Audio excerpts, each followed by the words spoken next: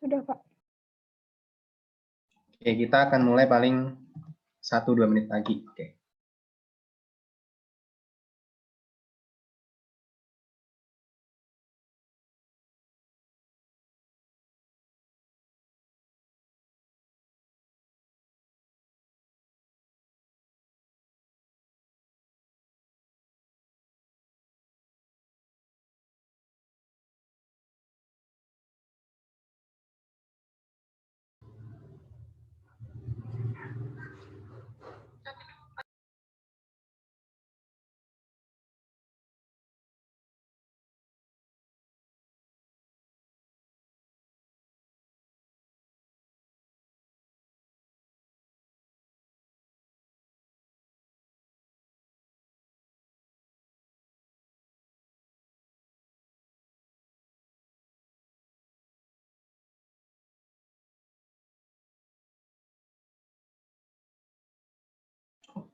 Ya, baik.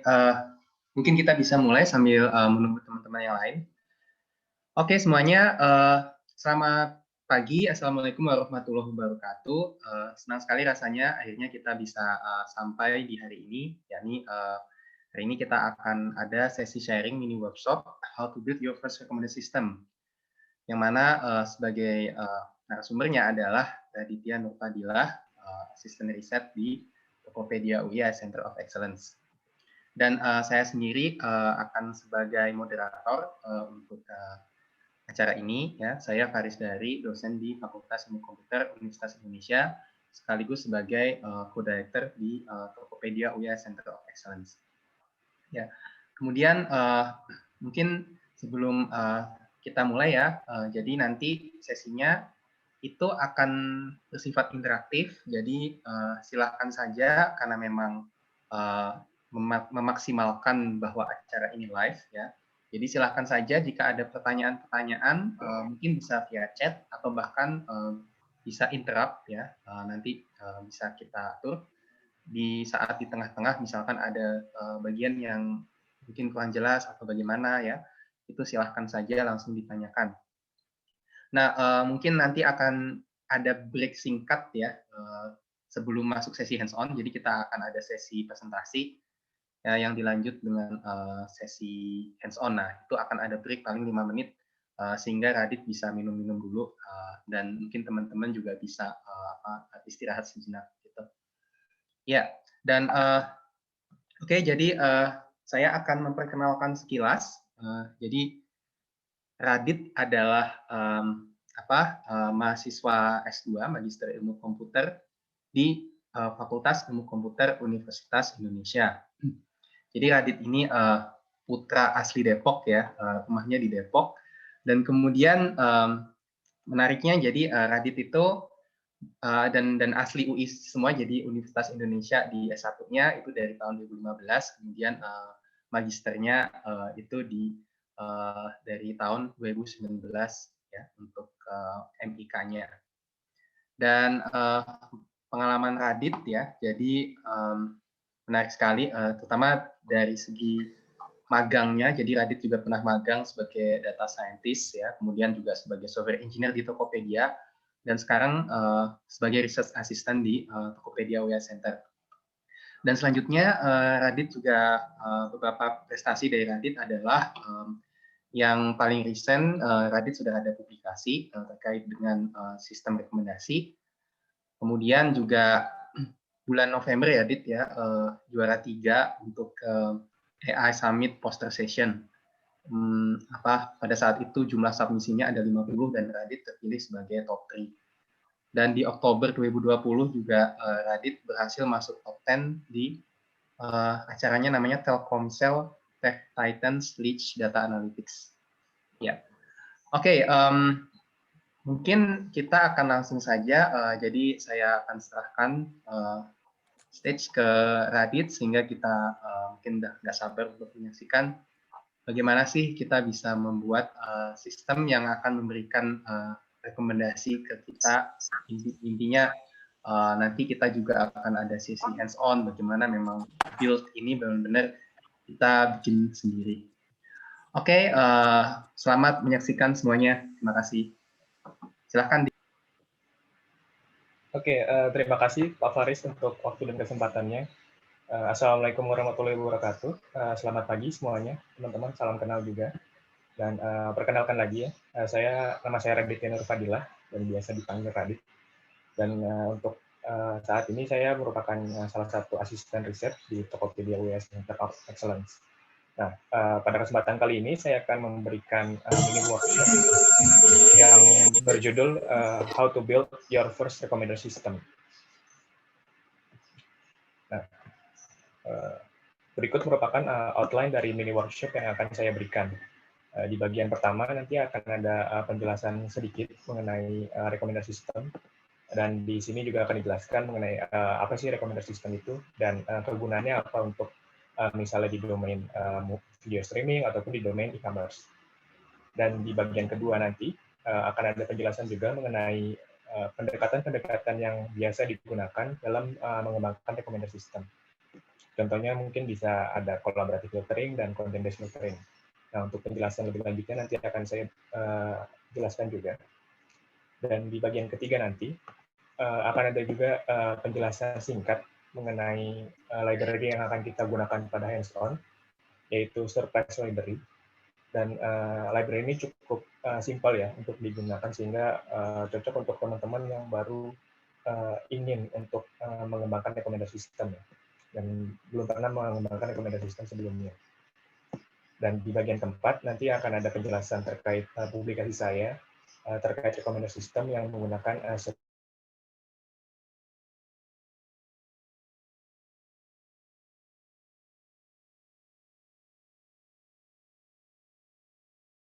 rekomendasi sistem dengan menggunakan Surface Library. Jadi di sini nanti teman-teman juga tes Pak Faris, apakah koneksinya bermasalah atau tidak ya? Kalau di saya, kayaknya masalahnya di saya tadi sempat terputus. Cuman iya. ini lagi di halaman Masih, output tadi ya? Benar ya? ya? Masih connect berarti ya? Oke. Oke, mungkin lanjut ke bagian pertama ya. Di sini apa sih rekomendasi sistem itu? Nah, secara garis besar, rekomendasi sistem itu dapat didefinisikan sebagai suatu tool atau teknik yang digunakan untuk menyediakan referensi item lain sehingga dapat dimanfaatkan oleh seorang user. Nah, jadi intinya rekomendasi sistem itu nanti diberikan sekumpulan item dan sekumpulan user. Nanti bagaimana sistem ini akan merekomendasikan item yang relevan dengan preferensi dari seorang user, sehingga nanti user dapat memanfaatkan item yang direkomendasikan tersebut. Nah, rekomendasi sistem ini juga digunakan di beberapa domain, salah satunya di video streaming, seperti kita lihat di bagian kiri bawah ini. Di sini kita bisa lihat bahwa di Netflix ada beberapa cara untuk merekomendasikan film di sini. Dan salah satu contohnya itu kita bisa lihat di sini ada trending now. Jadi di sini direkomendasikan movie atau film-film yang sedang trending saat ini. Jadi lebih ke popularitasnya yang direkomendasikan di sini. Nah, selain itu juga bisa diberikan rekomendasi berupa film-film lain setelah kita menonton film tertentu.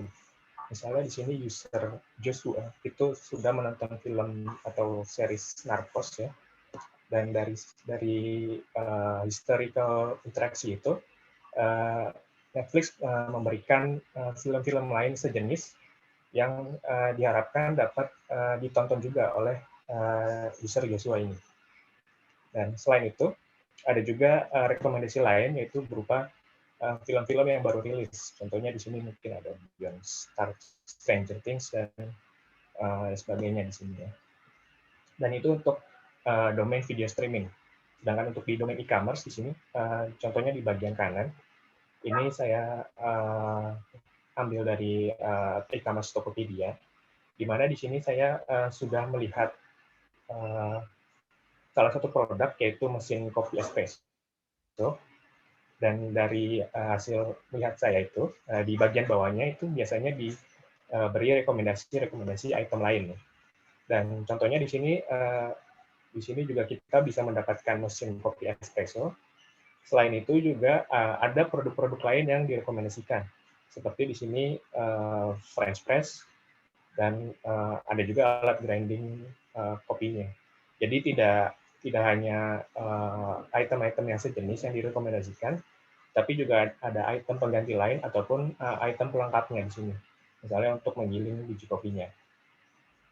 Nah, selanjutnya itu tadi saya sudah menjelaskan terkait rekomendasi sistem itu apa, dan ada juga beberapa keuntungan yang bisa didapatkan dengan kita menggunakan rekomendasi sistem. Salah satunya itu meningkatkan jumlah penjualan. Jadi user-user yang telah diberikan rekomendasi item itu cenderung untuk dapat memiliki item-item lain yang bisa dibeli ya. Jadi dia punya referensi item lain sehingga peluang untuk user tersebut membeli sebuah item itu cenderung lebih tinggi saat kita menggunakan rekomendasi sistem. Nah, selain itu juga rekomendasi sistem dapat meningkatkan kepuasan user, di mana user yang tadinya ingin mencari sesuatu ternyata sudah direkomendasikan sebelum user tersebut mencari. Nah, ini merupakan salah satu keuntungan yang bisa didapatkan jika kita menggunakan rekomendasi sistem. Nah, selain itu juga ada penjualan item yang lebih beragam. Sebagai contoh tadi, ketika kita melihat mesin kopi espresso, kita ternyata direkomendasikan dengan item pelengkap lain, misalnya penggiling kopi ya. Dan itu bisa jadi merupakan salah satu cara yang bisa meningkatkan penjualan item yang lebih beragam di situ. Nah, selain itu juga ada keuntungan lain, yaitu peningkatan loyalitas user, di mana ketika user sudah puas dengan rekomendasi item yang diberikan, maka itu secara tidak langsung juga meningkatkan loyalitas user terhadap loyalitas user terhadap suatu e-commerce tertentu gitu misalnya. Dan selain itu untuk dari pihak e-commerce juga dia memiliki keuntungan di mana pengetahuan lebih, mereka bisa mendapatkan pengetahuan lebih tentang apa yang sebenarnya diinginkan oleh user itu sendiri. Oke, nah tadi itu sudah menjelaskan tentang introduksi tentang rekomendasi sistem. Nah, sekarang kita masuk ke bagian pendekatan-pendekatan yang dapat digunakan dalam mengembangkan rekomendasi sistem. Nah, contohnya di sini ada dua pendekatan umum yang biasa untuk digunakan. Yang pertama itu ada content-based filtering, yang ada di sebelah kanan, content-based filtering, dan di sebelah kiri ini ada collaborative filtering. Nah, secara garis besar, content-based filtering ini berfokus pada kemiripan-kemiripan fitur atau atribut dari item-item yang telah dilihat oleh user. Nah, contohnya di sini misalnya user telah melihat sekumpulan item. Nah, nanti rekomendasi sistem akan mencari item-item yang mirip dari apa yang telah dilihat oleh user, dan selanjutnya item tersebut di ranking ya, dengan misalnya ranking yang paling tinggi itu menunjukkan similarity yang tertinggi, dan nanti item-item tersebut kemudian direkomendasikan ke user. Jadi intinya dia lebih menekankan ke kontennya, seperti namanya di sini, content-based filtering. Nah, untuk collaborative filtering di sini cukup berbeda, di mana yang digunakan di sini ini lebih berfokus pada interaksi antar user ya. Jadi misalnya di sini ada user A dan user B, ini dianggap user yang similar atau user yang mirip jika keduanya telah melihat beberapa item yang sama di sini. Nah, ketika kedua user ini telah melihat item yang sama, maka asumsinya user A dan user B itu memiliki preferensi yang sama terhadap suatu produk. Ya. Jadi misalnya ketika user A juga melihat produk yang lain, nah maka produk lain ini akan direkomendasikan juga kepada user B. Jadi itu inti dari collaborative filtering. Jadi kalau collaborative filtering itu lebih menekankan pada interaksi antar user, sedangkan kalau content-based filtering ini lebih menekankan kepada pemiripan atribut atau fitur-fitur yang melekat kepada suatu item, atau bisa dibilang sebagai konten juga.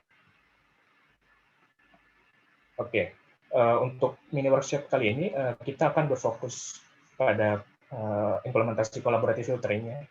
Jadi nanti akan ada beberapa algoritma yang kita gunakan dalam mengembangkan collaborative filtering pada sesi esoknya. Oke, ini ada beberapa pendekatan reksis lain ya, selain content based filtering dan collaborative filtering. Ada juga namanya demographic recommender system, di mana pendekatan recommender system ini lebih menggunakan informasi demografi tambahan. Contohnya bisa menggunakan umur, jenis kelamin, dan lokasi tempat tinggal dalam menentukan rekomendasi. Jadi intinya di sini, misalnya kita ingin melakukan rekomendasi terhadap user tertentu. Nah, kita punya sekumpulan user juga, dan dari situ akan dicari similarity informasi demografisnya antara user tersebut dengan sekumpulan user lainnya. Dan dari similarity tersebut, nanti kita bisa ranking sehingga mendapatkan user-user yang memiliki neighborhood atau user-user yang memiliki similarity besar terhadap user yang akan diberikan rekomendasi. Nah, user tersebut kita anggap sebagai neighborhood atau tetangganya, dan nanti dari tetangganya tersebut kita bisa melihat apakah item-item yang paling relevan dari kumpulan tetangganya itu untuk direkomendasikan kepada user yang bersangkutan tadi. Jadi pertama ada user demographic similarity-nya, selanjutnya dipilih neighborhood-nya, dan terakhir akan diberikan rekomendasi itemnya. Oke, selanjutnya ini ada pendekatan reksis lainnya. Ada namanya knowledge based recommender system, di mana knowledge based recommender system ini lebih menekankan kepada penggunaan pengetahuan tambahan ya, berupa ketertarikan dan preferensi user dalam membangun rekomendasi sistem. Sebagai contoh di sini, ketika ada dua user, di sini ada user Bob dan user Alice, dan user Bob ini menonton Interstellar dan Inception, sedangkan user Alice menonton Titanic. Dan dari film yang telah ditonton tersebut, kita bisa menggunakan informasi tambahan atau knowledge tambahan, seperti misalnya genre di sini. Dan misalnya di sini contohnya user Bob itu melihat Inception dan Interstellar, dua-duanya itu sama-sama bergenre science fiction. Nah, dari genre ini kita bisa melakukan rekomendasi film lain yang bergenre sama, misalnya Avatar di sini. Nah, selain itu, misalnya di sini user Bob melihat film Inception, juga ada informasi tambahan lain berupa aktornya. Nah, aktornya di sini Leonardo DiCaprio, maka untuk rekomendasi nanti akan juga digunakan film-film lain yang juga diaktori oleh Leonardo DiCaprio. Contohnya di sini Blood Diamond. Dan begitu pula pada user Alice, di sini dia telah menonton film Titanic. Di sini juga selain aktor dan genre-nya, di sini juga bisa digunakan informasi berupa direkturnya. Di sini contohnya Titanic di direkturnya itu James Cameron, dan James Cameron juga ternyata sudah menjadi direktur di film lain, contohnya di Avatar. Nah, nanti kedua film ini akan direkomendasikan baik ke Alice ataupun baik ke Bob. Jadi dua-duanya itu mendapatkan rekomendasi film berdasarkan knowledge tambahan di sini. Oke, selain itu juga ada beberapa pendekatan recommender system lain.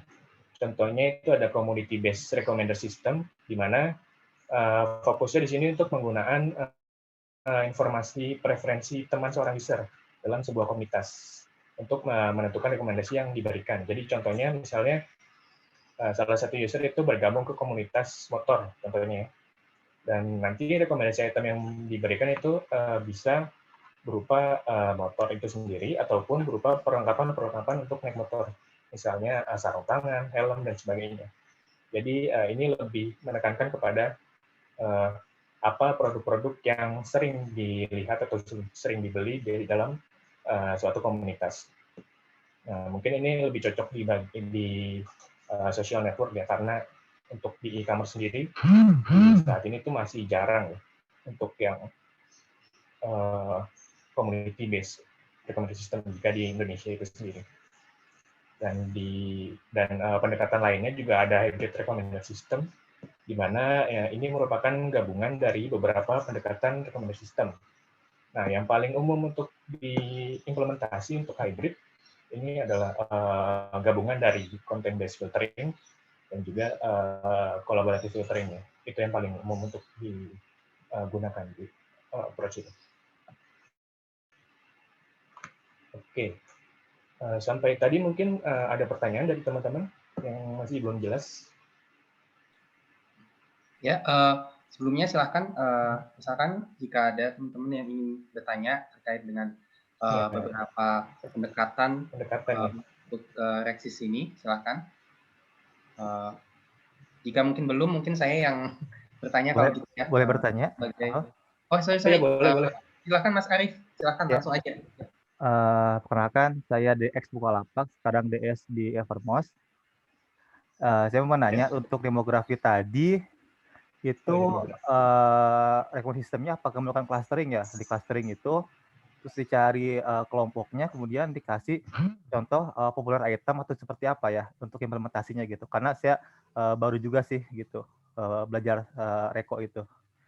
Itu aja sih. Oke, jadi kalau demographic recommender system itu lebih menekankan pada kita cari dulu similarity antar user, similarity antar informasi demografi dari setiap user. Jadi misalnya kita pengen tahu rekomendasi untuk untuk user ini, kita cari dulu dari sekumpulan user yang ada di sistem itu apa saja yang mirip dengan demografi si user ini. Nah, nanti kalau sudah ada list similarity-nya, kita kan bisa melakukan ranking mana user yang paling mirip dengan user yang akan kita berikan rekomendasi di sini. Nah, misalnya kita memilih sebanyak 10 user yang memiliki demografi yang sama, kita sebut itu sebagai neighborhood dari user yang akan kita berikan rekomendasi. Nah, nantinya dari user ini, kita bisa mencari item-item mana yang sering untuk dibeli misalnya. Bisa juga menggunakan populer dari rekomendasi populer dari item yang telah berinteraksi. Nanti dari item-item tersebut bisa direkomendasikan kepada user yang bersangkutan. Begitu. Mungkin sudah cukup jelas atau masih belum jelas? Ya, terima kasih Mas. Oh ya, oke. Iya. Terima kasih Arif atas pertanyaannya. Silahkan jika ada pertanyaan lain. Izin bertanya Pak saya. Oh ya, silahkan Mas Hafiz. Iya. Mungkin ini pertanyaan yang cukup newbie ya, karena memang bidang saya di information system gitu. Nah, tapi di antara beberapa approach untuk recommender system ini, kira-kira ada semacam guideline nggak kapan kita harus memakai content base, demographic, dan approach-approach yang lainnya? Apakah ada guideline khusus ketika kita ada kasus tertentu, maka yang optimal memakai pendekatan ini atau seperti apa? Mungkin itu pertanyaan saya. Oke, untuk guideline khusus mungkin tidak ada ya, lebih kepada data yang tersedia misalnya di sistem kita. Misalnya kalau untuk content base berarti data yang tersedia di sistem kita itu tidak ada data interaksi. Hanya ada data misalnya kemiripan antar item sehingga belum banyak misalnya data interaksi sehingga kita diharuskan untuk menggunakan content base contohnya. Jadi kan kalau content base ini tidak perlu adanya data interaksi antar user dan item, yang misalnya di collaborative filtering itu kita sangat butuh ya untuk data interaksi itu. Nah, untuk yang lain mungkin ini lebih tergantung ya, misalnya kalau di demographic itu lebih cocoknya mungkin di domain travel mungkin, karena kan domain travel itu lebih cocok, lebih banyak menggunakan tempat. Bisa atau menggunakan umur di sini. Misalnya umur sekian itu lebih suka liburan kemana, dan umur yang lebih tua misalnya lebih suka liburan kemana. Mungkin untuk domain travel itu cukup cocok ya. Tapi untuk domain yang lainnya mungkin agak kurang cocok di sini.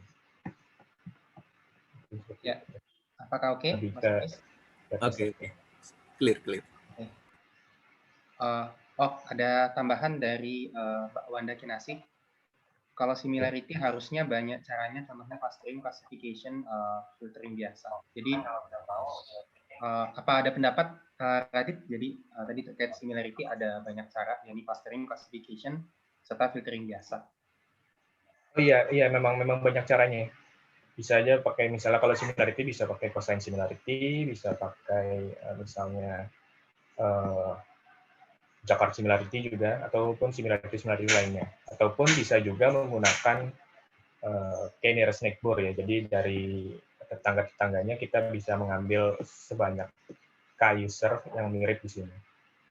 Dan juga bisa menggunakan kalau untuk clustering mungkin kalau kita tidak ada labelnya, misalnya di demografi data kan memang tidak ada labelnya, bisa aja dilakukan clustering juga bisa.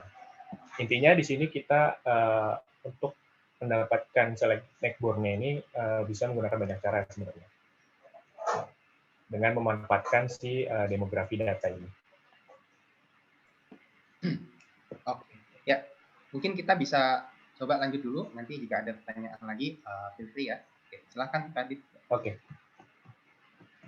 Oke, mungkin sekarang masuk ke contoh dari content based filtering ya. Jadi content based filtering saya recall sedikit, ini fokusnya lebih ke kemiripan fitur atau atribut dari suatu item untuk memberikan suatu rekomendasi. Nah, kemiripannya itu bisa menggunakan cosine similarity, Jakarta similarity, ataupun similarity lainnya.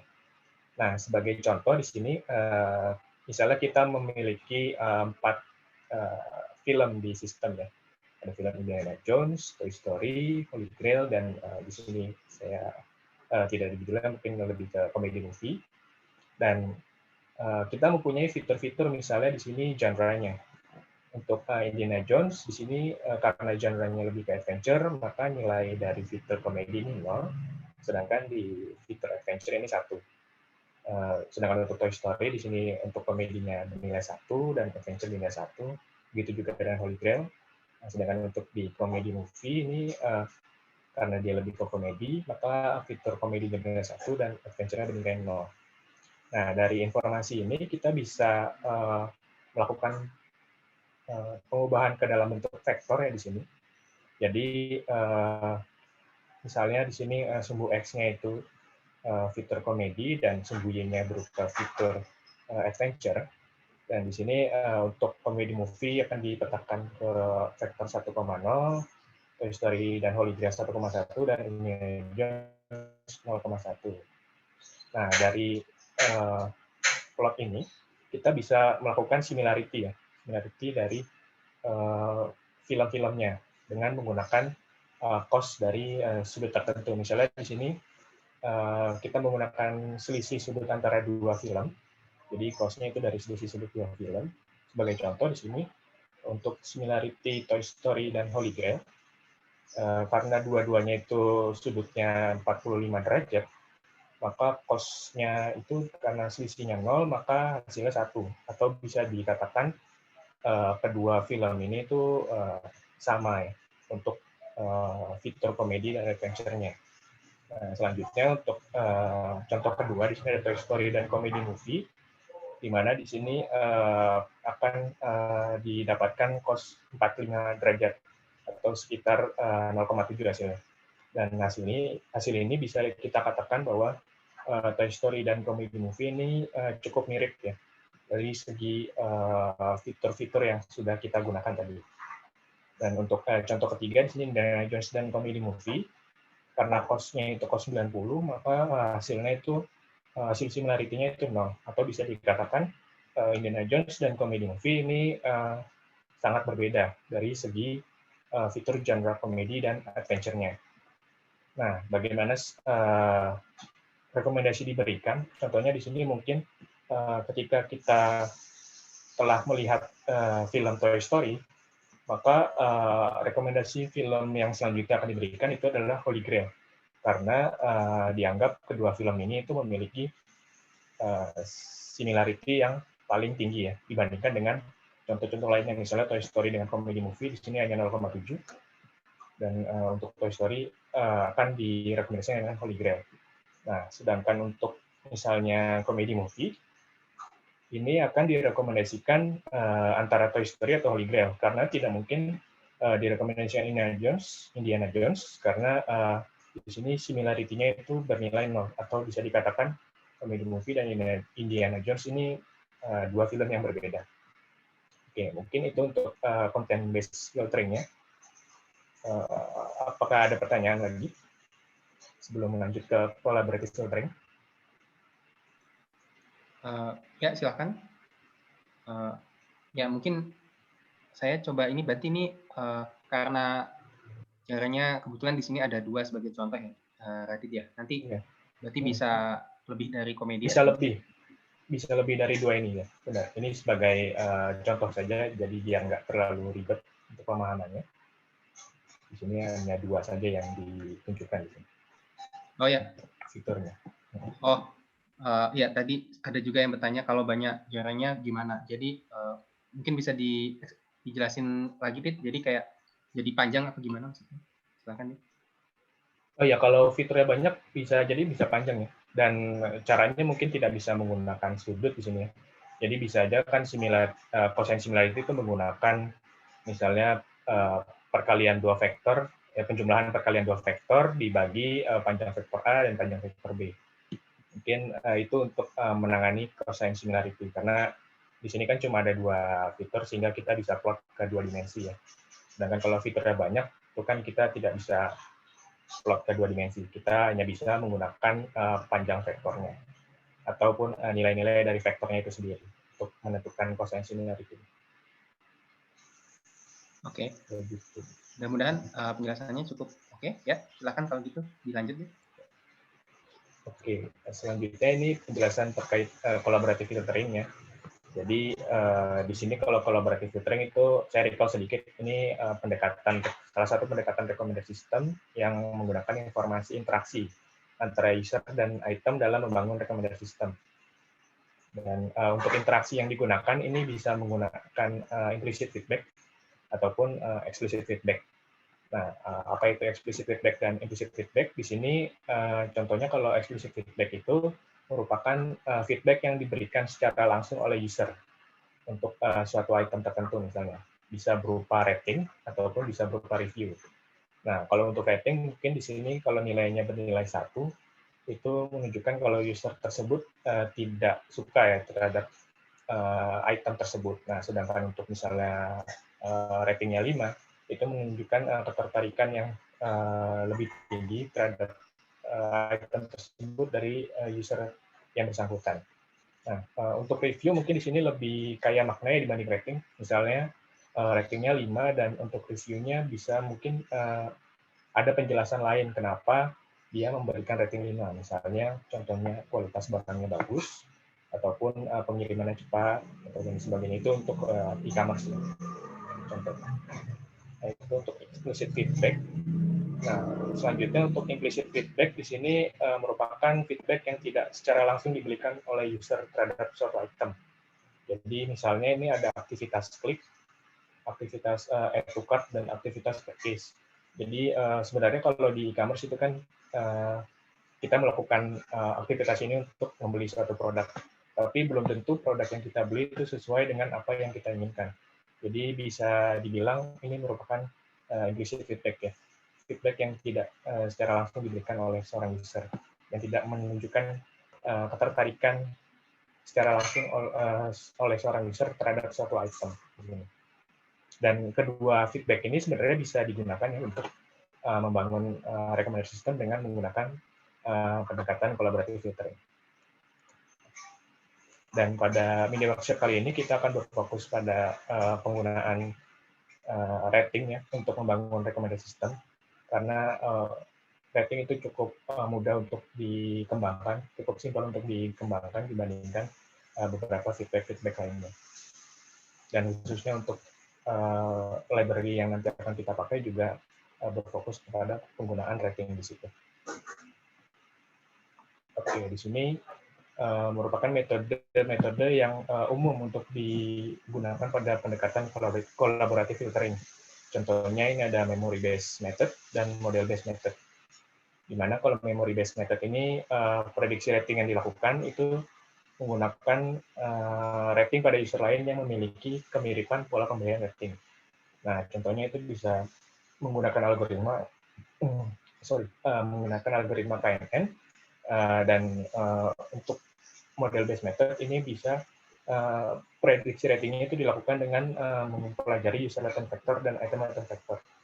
Nah, mungkin di slide selanjutnya ini akan lebih jelas penjelasannya. Ini hanya untuk sekilas saja, dan untuk model based method ini contohnya SVD atau biasa disebut juga sebagai matrix factorization. Nah, ini untuk penjelasan terkait memory based method. Saya di sini menggunakan algoritma KNN ya, yang cukup mudah untuk dipahami. Jadi untuk collaborative filtering di sini itu kita menerima input berupa user item interaction matrix di sini. Di mana di sini contohnya untuk barisnya itu berupa kumpulan user, dan untuk kolomnya itu berupa kumpulan item. Dan di masing-masing sel ini kita bisa lihat bahwa ada interaksi antara user dengan item yang ditunjukkan dengan nilai rating 1, 2, 3, 4, sampai 5. Dan selain yang sudah terisi ini juga ada beberapa interaksi yang kosong. Misalnya di sini antara user John dan movie Die Hard ya. Di sini ada interaksi yang kosong. Begitu juga dengan user Eric dan film Titanic juga kosong. Di sini diisi dengan tanda tanya. Dan juga user Diane dengan movie Wall-E ini juga kosong. Nah, tujuan dari memory based method ini adalah kita akan memprediksi interaksi-interaksi yang kosong ini atau yang belum terjadi, sehingga nanti kita bisa melakukan rekomendasi item kepada seorang user misalnya. Nah, di sini kita akan melakukan, contohnya akan melakukan prediksi rating pada user Eric, untuk user Eric dengan movie-nya movie Titanic ya, yang dilambangkan dengan tanda tanya. Nah, pertama-tama itu tahapannya kita tentukan dulu user sebanyak K yang mempunyai kemiripan pola pemberian rating dan sama-sama telah memberi rating pada movie Titanic di sini ya, untuk kasusnya.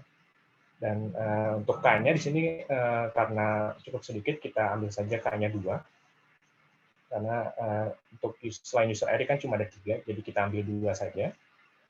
Dan dari 2 tersebut kita lihat mana yang paling memiliki kemiripan di sini. Kita bisa lihat bahwa antara user Eric dan user John di sini tidak memiliki kemiripan yang signifikan, karena kita bisa lihat misalnya di movie The Matrix, Eric itu memberikan rating 2, sedangkan John itu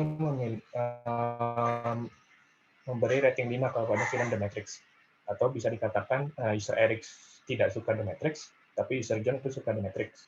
Nah, mungkin ini bisa dikatakan bahwa user ini tidak cocok dengan user Eric. Oleh karena itu, kita menggunakan 2 user lainnya sebagai user yang memiliki pola pemberian rating yang mirip di sini. Jadi, kita menggunakan user Lucy dan user Diane di sini untuk 2 user yang memiliki kemiripan. Nah, dari 2 user itu, kita selanjutnya akan menghitung similarity score-nya, misalnya. Nah, di sini misalnya, ini bukan angka pasti, ini ada similarity score-nya. Jadi kita asumsikan saja untuk user Eric dan user Lucy, kemiripannya 0,75. Nah, mengapa 0,75? Karena di sini kita bisa lihat bahwa di movie The Matrix, itu user Eric memberikan rating 2, dan Lucy juga memberikan rating 1. Jadi bisa dikatakan 2 user ini memiliki kemiripan preferensi kepada film The Matrix. Begitu juga dengan film Die Hard di sini, dia mirip ya, beda 1 saja ratingnya, di mana Lucy di sini memberikan rating 2, sedangkan Eric memberikan rating 3. Untuk film Forrest Gump, mereka malah sama keduanya, dan Wall-E dia mirip dengan yang lain, dia selisihnya 1 untuk pemberian ratingnya. Maka kita bisa simpulkan bahwa di sini similarity-nya itu cukup besar antara user Lucy dan user Eric. Nah, selanjutnya untuk similarity score user Eric dan user Diane, ini kita anggap cukup kecil ya, karena seperti kita lihat di sini di film The Matrix, itu user Eric memberikan rating 2, sedangkan user Diane ini memberikan rating 4. Atau bisa dikatakan 2 user ini memiliki referensi yang cukup berbeda ya, karena selisih ratingnya ini 2. Begitu pula di film Die Hard, dia juga selisih ratingnya 2, di mana Eric ini cenderung netral, tidak terlalu suka, juga tidak suka juga di film Die Hard. Jadi dia cenderung netral karena memberikan rating 3 di sini. Sedangkan untuk user Diane di sini ternyata cukup menyukai film Die Hard. Dan untuk Forrest Gump dia kebalikannya. Nah, maka bisa kita simpulkan bahwa similarity dari user Eric dan Diane ini tidak cukup tinggi ya, dan kita bisa asumsikan bernilai sekitar 0,15. Nah, dari similarity score tersebut kita bisa menghitung prediksi rating dengan memanfaatkan similarity score seperti yang ada di bagian kanan atas ini rumusnya ya. Jadi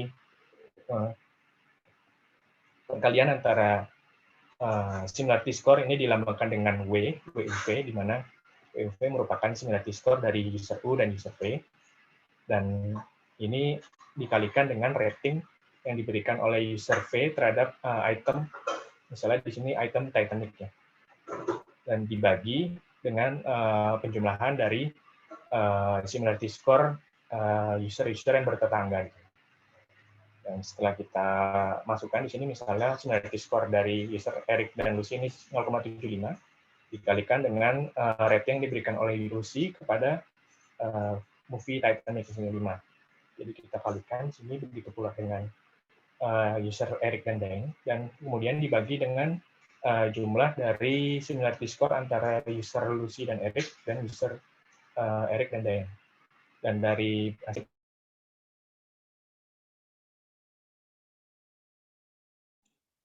sorry, Radit agak ke-mute. Ya. Oh ya. Oke.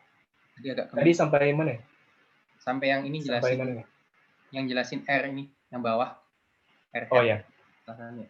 Oke, jadi prediksi rating yang dilakukan ini bisa menggunakan rumus yang di atas ya, dan kita tadi sudah mendapatkan similarity score-nya berupa sebanyak 0,75, dan nanti similarity score ini akan dikalikan dengan rating yang diberikan oleh user tersebut terhadap movie Titanic. Misalnya di sini user Lucy memberikan rating 5 terhadap user Titanic, maka rating 5 tersebut nantinya akan dikalikan dengan similarity score-nya. Begitu pula dengan user Diane misalnya. Dia dikalikan dengan 3 karena Diane memberikan rating 3 terhadap user Titanic. Movie Titanic. Dan selanjutnya hasil dari itu dibagi dengan penjumlahan dari similarity score-nya. Misalnya di sini similarity score-nya berjumlah 0,9 ya.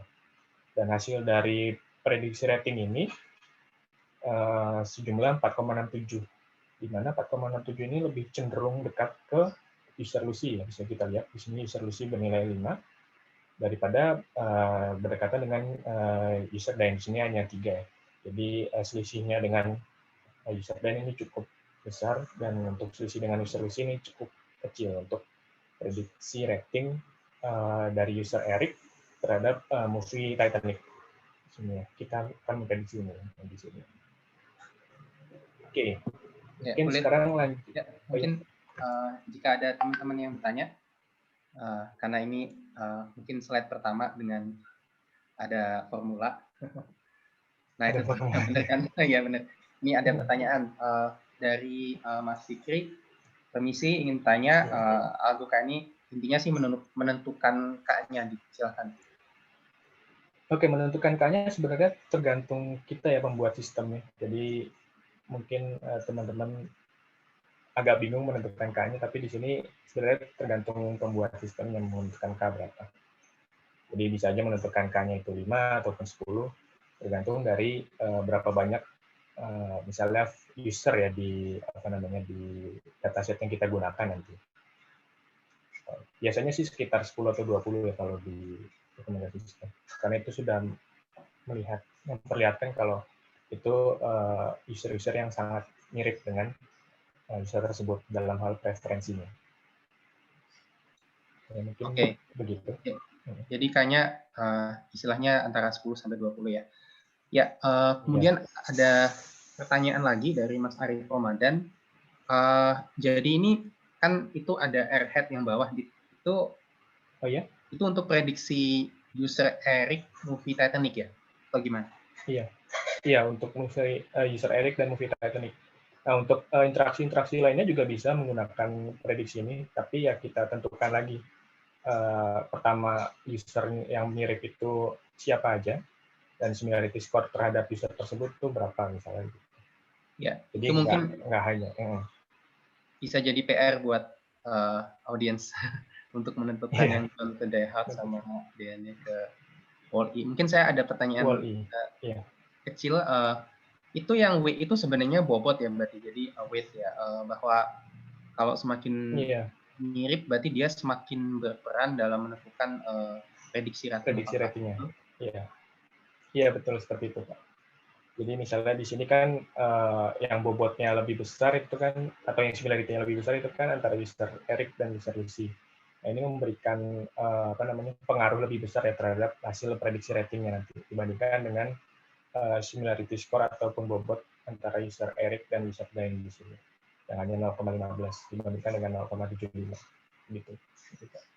Oke, ya. Baik, mungkin jika ada pertanyaan bisa silahkan, kita akan coba lanjut dulu. Silahkan, Radit.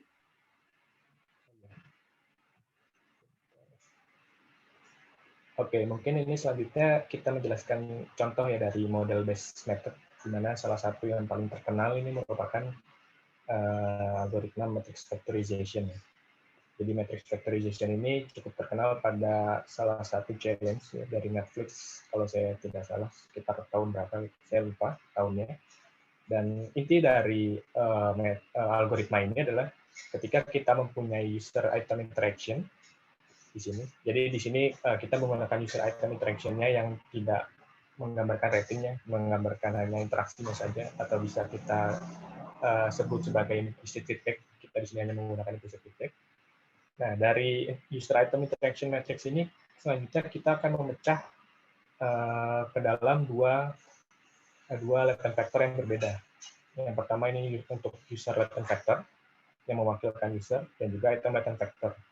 Nah, di sini untuk dimensi yang digunakan ini dua ya. Dan sebenarnya teman-teman bisa menggunakan dimensi berapa aja, tergantung kemauan pembuat sistem rekomendasinya, bisa 10, bisa 50. Karena nanti ketika kita kalikan antara user latent vector dan item latent vector, misalnya di sini dimensinya n kali d untuk user latent vector, dan untuk item latent vector itu dimensinya d kali m, maka ketika kita kalikan, kita akan mendapatkan matriks yang berukuran n kali m. Ya. Jadi berapapun d-nya sebenarnya untuk hasil akhirnya di sini akan menghasilkan matriks yang berukuran n kali m. Nah, di sini untuk hasil dari perkalian antara user latent vector dan item latent vector itu akan membentuk matriks aproksimasi ya dari user item interaction matrix yang sebenarnya. Jadi kita bisa lihat di sini sel-sel yang berwarna biru ataupun biru muda itu menunjukkan adanya interaksi antara user dengan movie tertentu. Nah, sebaliknya dengan user yang sel yang diberikan warna kuning ataupun kuning muda di sini itu tidak menunjukkan adanya interaksi antara seorang user dengan suatu item misalnya. Nah, bagaimana untuk rekomendasi item yang diberikan? Kita ambil salah satu contoh saja, kita ambil user yang paling bawah, kita sebut saja user D di sini. Jadi user D kan sudah melakukan interaksi dengan dua movie di sini, ada yang movie The Dark Knight Rises sama movie Memento. Nah, ada 3 movie lain yang dia belum berinteraksi. Nah, bagaimana cara menentukan rekomendasinya?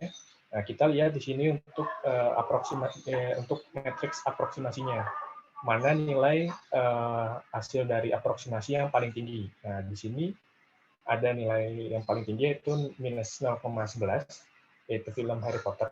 Nah, oleh karena itu, film ini nantinya akan direkomendasikan terlebih dahulu kepada user D di sini, dibandingkan 2 movie lainnya, yaitu The Triplets of Belleville dan Shrek, contohnya. Nah, begitu pula dengan user-user lainnya, misalnya di sini user C, dia belum berinteraksi dengan 2 movie. Salah satu contohnya mungkin di sini akan direkomendasikan film The Dark Knight Rises karena nilai aproksimasinya lebih besar dibandingkan dengan aproksimasi dari movie Memento di sini untuk interaksi.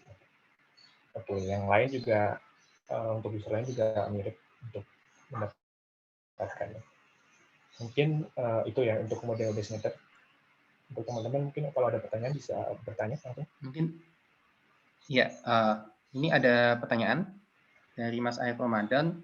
Bagaimana mendapatkan matriks yang ini di user latent vector sama item latent vector. Jadi bagaimana dari yang yang kiri itu ya, itu bisa jadi yang jadi latent ini. vectors-nya.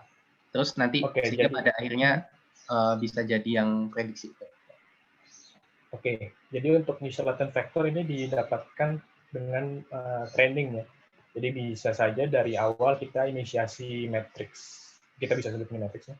Kita sebut matrix latent vector ini kita inisiasi sembarang saja. Jadi nilainya sembarang awalnya. Dan nanti seiring model based method ini melakukan training, maka nilai-nilai dari user latent vector ataupun item latent vector ini akan berusaha untuk menyesuaikan hasil aproksimasinya.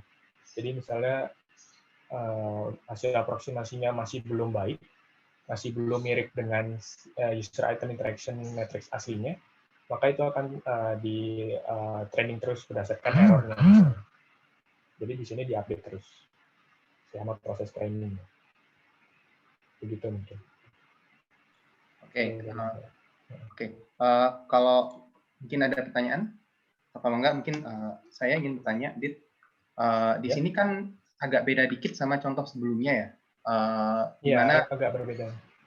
Di sebelumnya ada rating ya. Kalau di sini berarti lebih centang, maksudnya gimana, Dit? Oh, kalau di sini ini saya menggunakan contoh implicit feedback ya, Pak. Jadi bukan rating. Sebenarnya untuk rating juga bisa untuk misalnya di sini nilainya 5, di sini 1, dan mungkin nanti aproksimasi ratingnya juga akan berbeda dari ini. Mungkin akan ada dari range-nya mungkin dari 5 ya paling tinggi. Dan ada yang minus juga menunjukkan hasil aproksimasinya. Nah, kalau di sini ini saya lebih berfokus pada implicit feedback supaya lebih gampang aja pemahamannya nanti buat teman-teman. Oke, ya. Ini ada pertanyaan yang sudah terjawab. Jadi tadi Mas Reza sempat nanya, jadi data yang matrix factorization apakah bisa dari feedback implicit? Jadi ini memang contoh yang dikasih Radit memang implicit feedback ya. Mungkin tapi ya ini implicit feedback. Kalau untuk rating ternyata juga bisa ya Radit ya, yang tadi Radit sempat jelasin, yaitu nanti latent factor-nya ngikutin. Apakah begitu, Dit? Iya, untuk latent factor-nya nanti mengikuti si mengikuti user item interaction matrix nantinya, yang misalnya menggunakan rating di situ. Jadi misalnya nanti kan ini hanya min 1 sampai 1, mungkin di sini min 1 sampai 1. Tapi mungkin kalau kita menggunakan rating, bisa saja mengikuti range dari rating yang ada di dataset, misalnya 1 sampai 5 gitu, untuk di item latent vector. Jadi ini cukup fleksibel ya untuk data yang digunakan. Sip. Oke, kayaknya masih belum ada pertanyaan lagi, jadi silahkan dilanjutkan. Oke, selanjutnya mungkin ini metrik evaluasi yang biasa digunakan pada collaborative filtering khususnya. Jadi kan tadi seperti kita lihat hasil prediksi rating yang dihasilkan oleh misalnya memory based collaborative filtering tadi itu kan bernilai desimal ya, tidak bulat, misalnya tidak bulat rating 4 atau rating 5, tapi lebih ke desimal. Nah, untuk mengevaluasi performanya di sini bisa menggunakan dua matriks, yaitu matriks root mean square error atau RMSE dan mean absolute error atau MAE. Di mana kalau RMSE ini kita menggunakan akar dari rata-rata penjumlahan error kuadratnya. Jadi error itu dihasilkan dari selisih antara rating aslinya dengan rating yang diprediksi di sini. Nah, itu untuk RMSE, sedangkan untuk MAE kita bisa mendapatkannya dengan menggunakan rumus ini, di mana kita ambil dulu selisih absolut dari rating aktual dan rating yang telah diprediksi, nanti dijumlahkan dan dirata-rata seberapa banyak jumlahnya. Dan untuk perbedaannya mungkin di sini kalau RMSE itu cenderung bisa memperlihatkan error yang lebih besar jika ada variasi error yang terdapat di hasil prediksinya. Sedangkan kalau di MAE ini misalnya variasinya besar, misalnya ada error 1, 3, 5, misalnya ada variasi yang agak besar tersebut, MAE ini tidak cukup baik dalam menggambarkan variasi error yang terjadi. Jadi lebih baik menggunakan RMSE karena bisa bisa memperlihatkan seberapa variasinya error yang ada di hasil prediksi itu sendiri. Oke, mungkin ini selanjutnya penjelasan singkat ya terkait library surprise. Jadi surprise ini singkat kepanjangannya itu merupakan Simple Python Recommendation System Engine. Ya, mungkin agak maksa dari pembuatnya, tapi emang ini kepanjangannya. UR ini tidak digunakan di sini. Dan untuk surprise ini merupakan salah satu library Python yang berbasiskan scikit ya, jadi mirip dengan scikit-learn yang berfokus untuk membangun dan mengembangkan recommendation system. Jadi di sini mungkin teman-teman yang sudah terbiasa dengan menggunakan scikit-learn untuk mengolah machine learning misalnya, ini bisa dengan mudah menggunakan surprise nanti karena sintaks dan function-functionnya itu cukup mirip. Dan di surprise ini juga ada beberapa algoritma yang disediakan, misalnya untuk memory base tadi yang sudah kita sama-sama diskusikan itu ada KNN, dan ada juga beberapa pengembangan KNN lain, misalnya menggunakan Z-score normalization untuk ratingnya, ataupun bisa menggunakan rata-rata rating dari si user yang bersangkutan misalnya. Ini tinggal dipanggil aja nanti di saat kita melakukan hands-on mungkin bisa menggunakan KNN. Nah, selanjutnya juga ada model based method juga ada di library surprise. Contohnya mungkin bisa SVD atau biasa dibilang matrix factorization ataupun SVD++. Nah, SVD++ ini merupakan pengembangan dari SVD dengan memanfaatkan informasi implicit rating di sini. Mungkin untuk lebih jelasnya teman-teman bisa lihat di link dokumentasi dari surprise.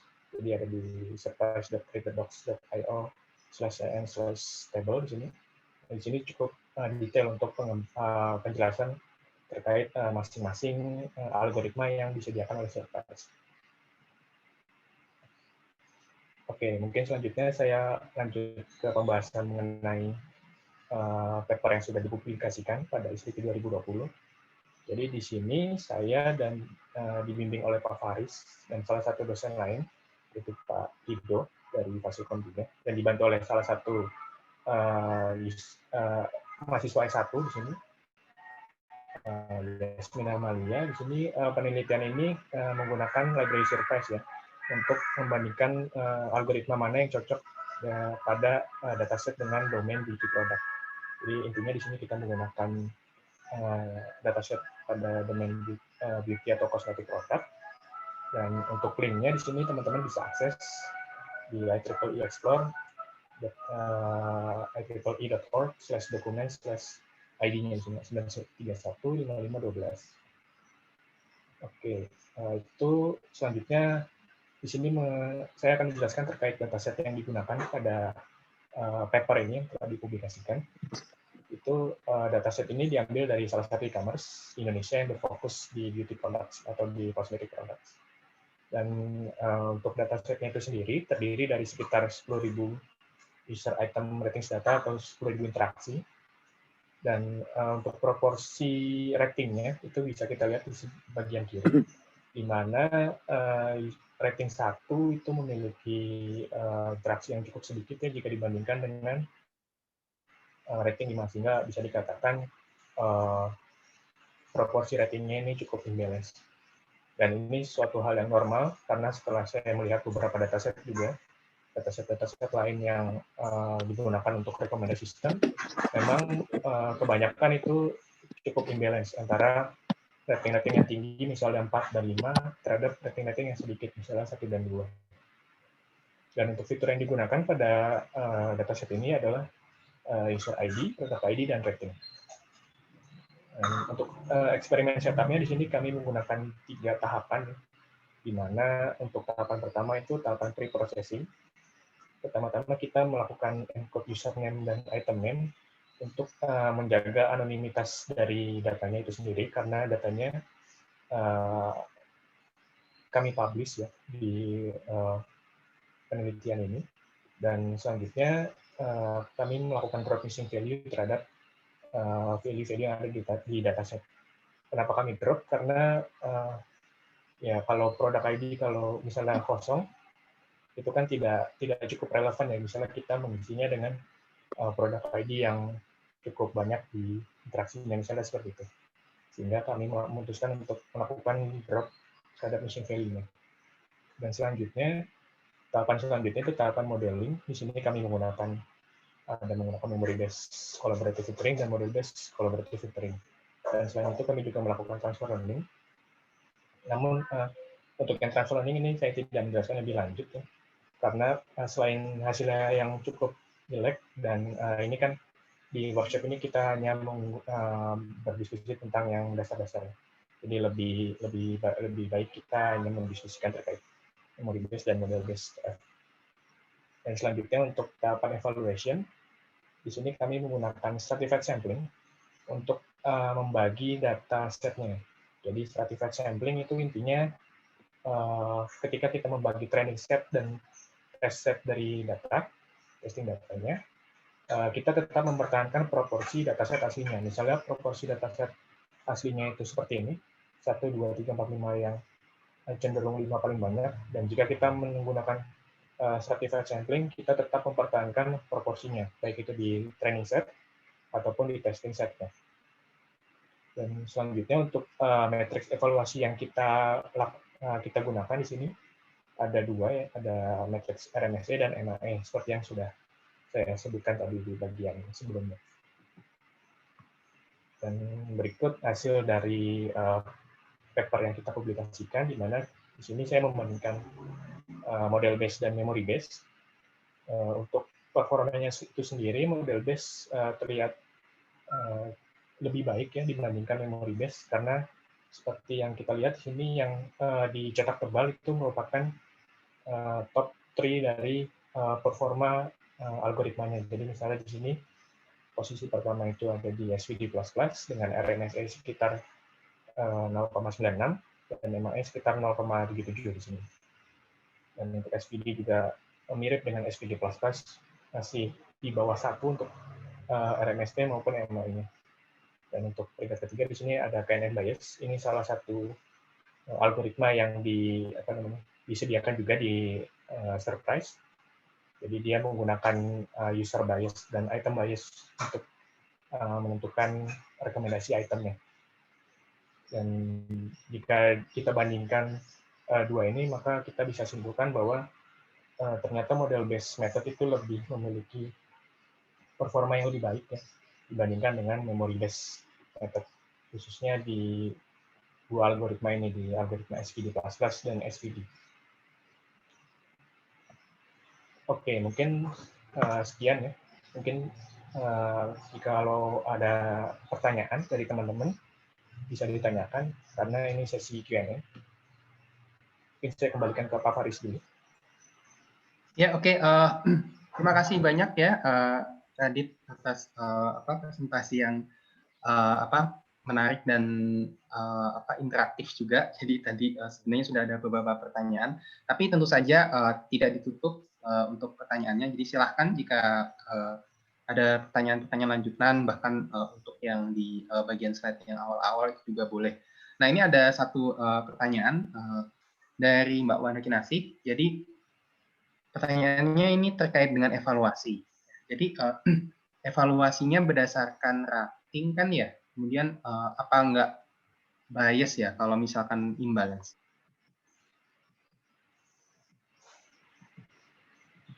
Yang metrik evaluasi atau yang papernya, Pak? Saya agak kurang jelas. Yang terakhir, Kak. Yang ini ya?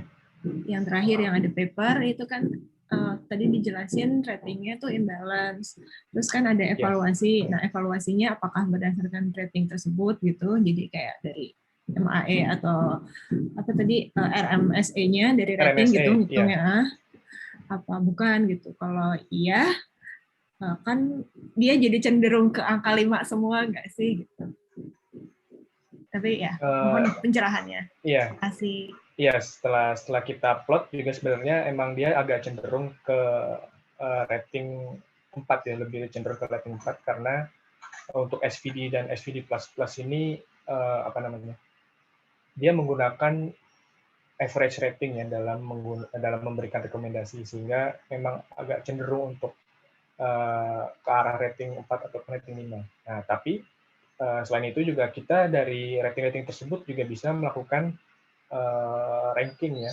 Jadi misalnya yang rating 1 diprediksi jadi rating 3 itu kan masih sedikit hasil prediksinya. Jadi misalnya kita melakukan rekomendasi, tetap mendapatkan hasil rekomendasi yang sesuai, karena meskipun prediksi ratingnya itu agak jauh misalnya, tapi tetap ada rankingnya di situ, menunjukkan seberapa besar preferensi seorang user terhadap suatu item di situ. Mungkin itu ya. Karena semuanya juga kebanyakan menggunakan average ratingnya juga. Ya. Oke, ya. Selanjutnya dari Sandi. Silahkan Sandi, mungkin mau unmute atau gimana? Ya Pak, izin bertanya. Silahkan ya. Sudah terdengar belum Pak suaranya? Siap, sudah. Sudah Mas Andi. Ya. Oke. Perkenalkan saya Sandi dari Yamita. Untuk recommender system ini kan dievaluasinya masih pakai RMA sama MAE. Untuk dari setiap metodenya sendiri, waktu training dan waktu testing gitu diperhitungkan nggak? Soalnya kan untuk recommender system juga kita kan mungkin perlu waktu yang cepat untuk merekomendasikan itu, atau waktu itu tidak diperhitungkan. Oke, kalau di sini kita hanya memperhitungkan performanya ya, kalau di penelitian ini. Jadi tidak berfokus kepada waktu training ataupun waktu testing ya.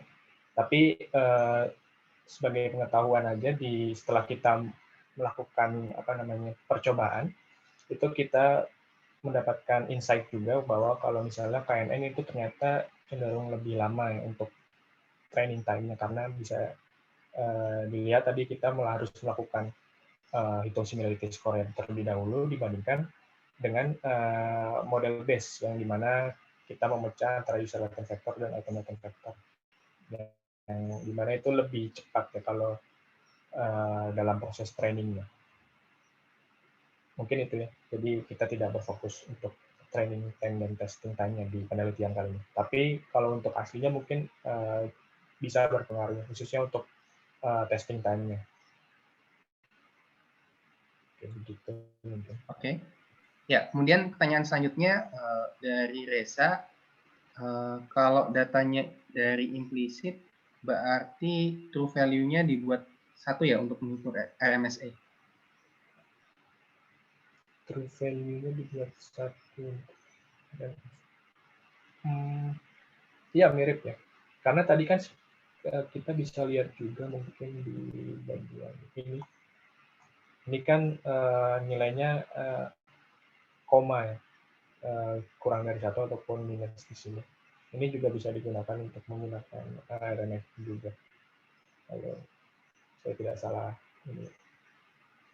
Jadi tetap bisa juga menggunakan RMS-nya. Mungkin maksud pertanyaannya lebih ke itu yang centang itu berarti satu ya, maksudnya kalau yang yang ini. Iya, yang ini nilainya 1. Yang centang itu nilainya 1, yang ini tuh tidak ada nilainya sebenarnya.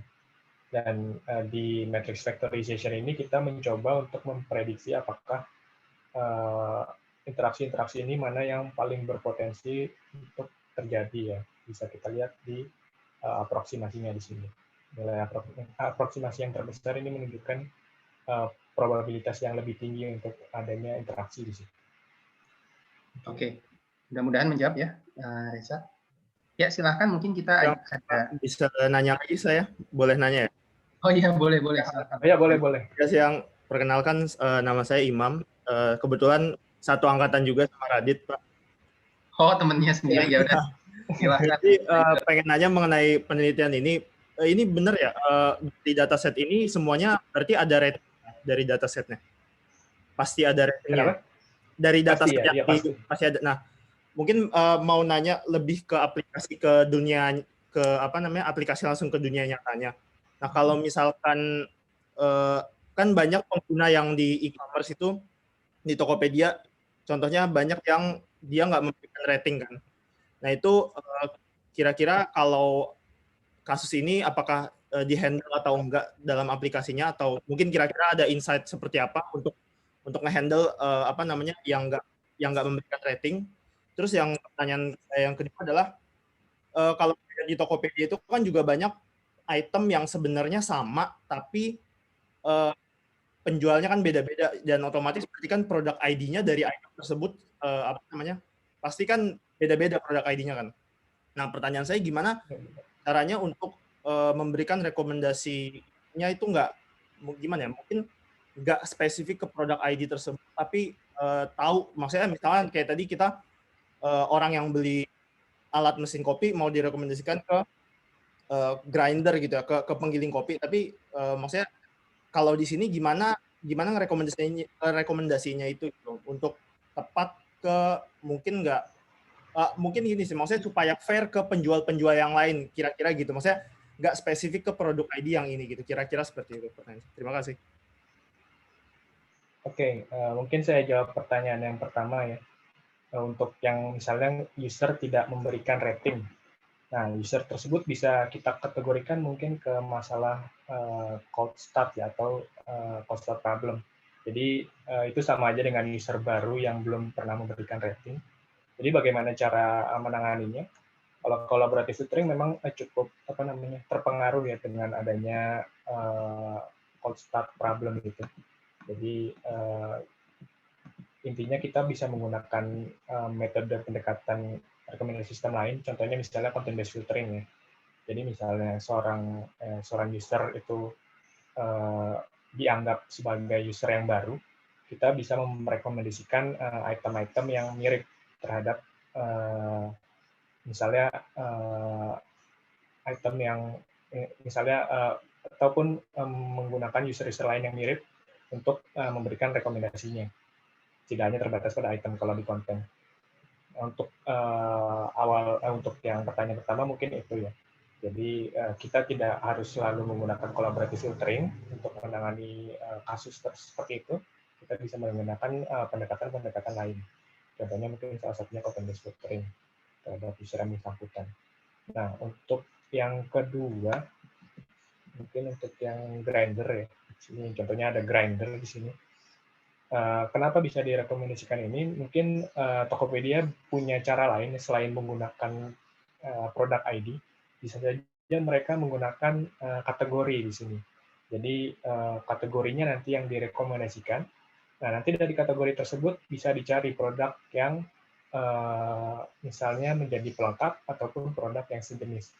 Jadi dia lebih menekankan kepada rekomendasi superkelasnya dibanding langsung terhadap produk ID-nya.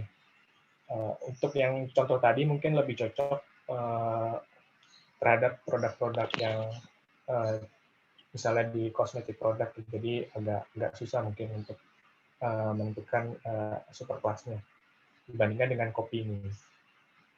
Mungkin itu yang bisa saya jawab dari pertanyaannya Imam tadi.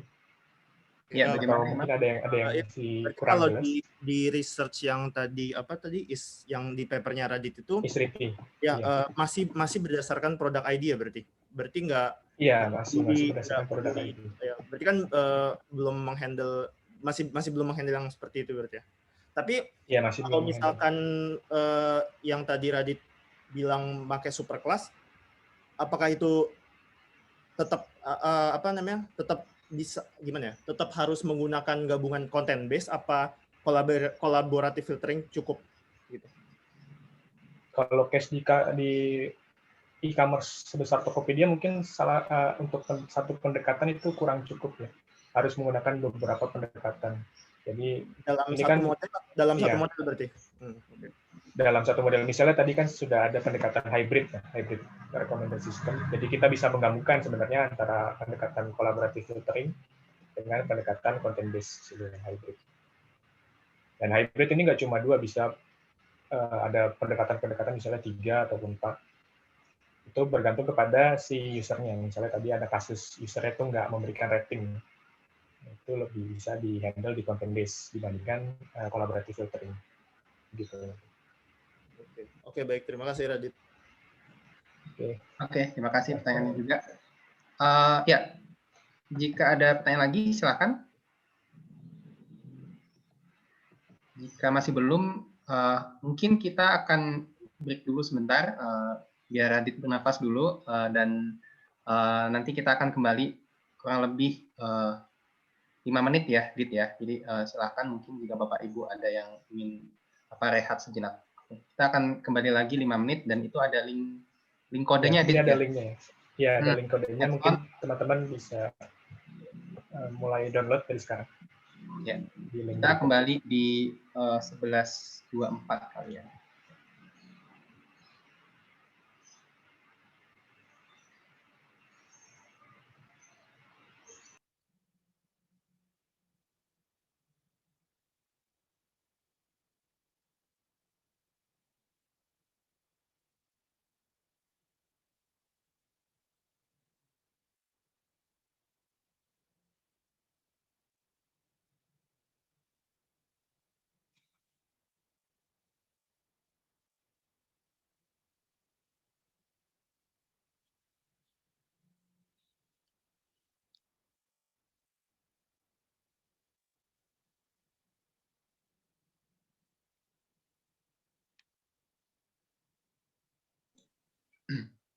Oh ya, itu agak ketutupan Radit. Mungkin ketutupan boxnya ya. Oke, sip, sip.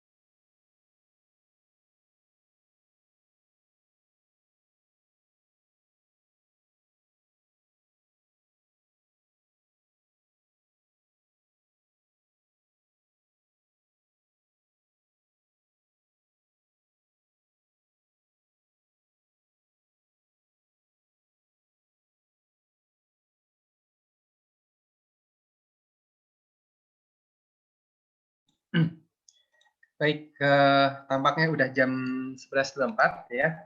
Mudah-mudahan break-nya cukup untuk menyegarkan kembali. Nah, kali ini Radit akan menunjukkan istilahnya hands-on ya. Jadi di sini sesinya akan lebih praktikal. Bagaimana kita bisa dengan tangan sendiri ya, kita memang bisa membuat sistem rekomendasi sistem seperti yang terdapat pada presentasi Radit tadi. Nah, mungkin silahkan Radit untuk bisa menjelaskan. Oke, saya stop sharing dulu ya untuk yang presentasi ini.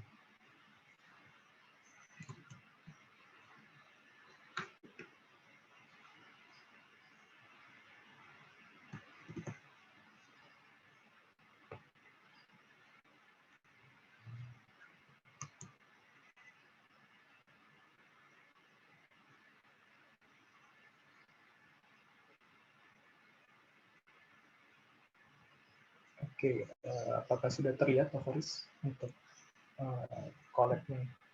Ya, ini halaman collab Research Google mini workshop rekomendasi sistem iFind. Ya, kayaknya mestinya udah sih. Oh ya, untuk informasi tambahannya, jadi teman-teman setelah download dari GitHub, itu untuk file IPYNB-nya bisa teman-teman upload ke Drive ya, dengan menggunakan Google Colab. Jadi lebih gampang nanti daripada teman-teman harus run-nya di lokal, harus melakukan instalasi terhadap beberapa library misalnya. Kalau di Colab mungkin agak lebih mudah untuk teman-teman melakukan running code-nya nanti.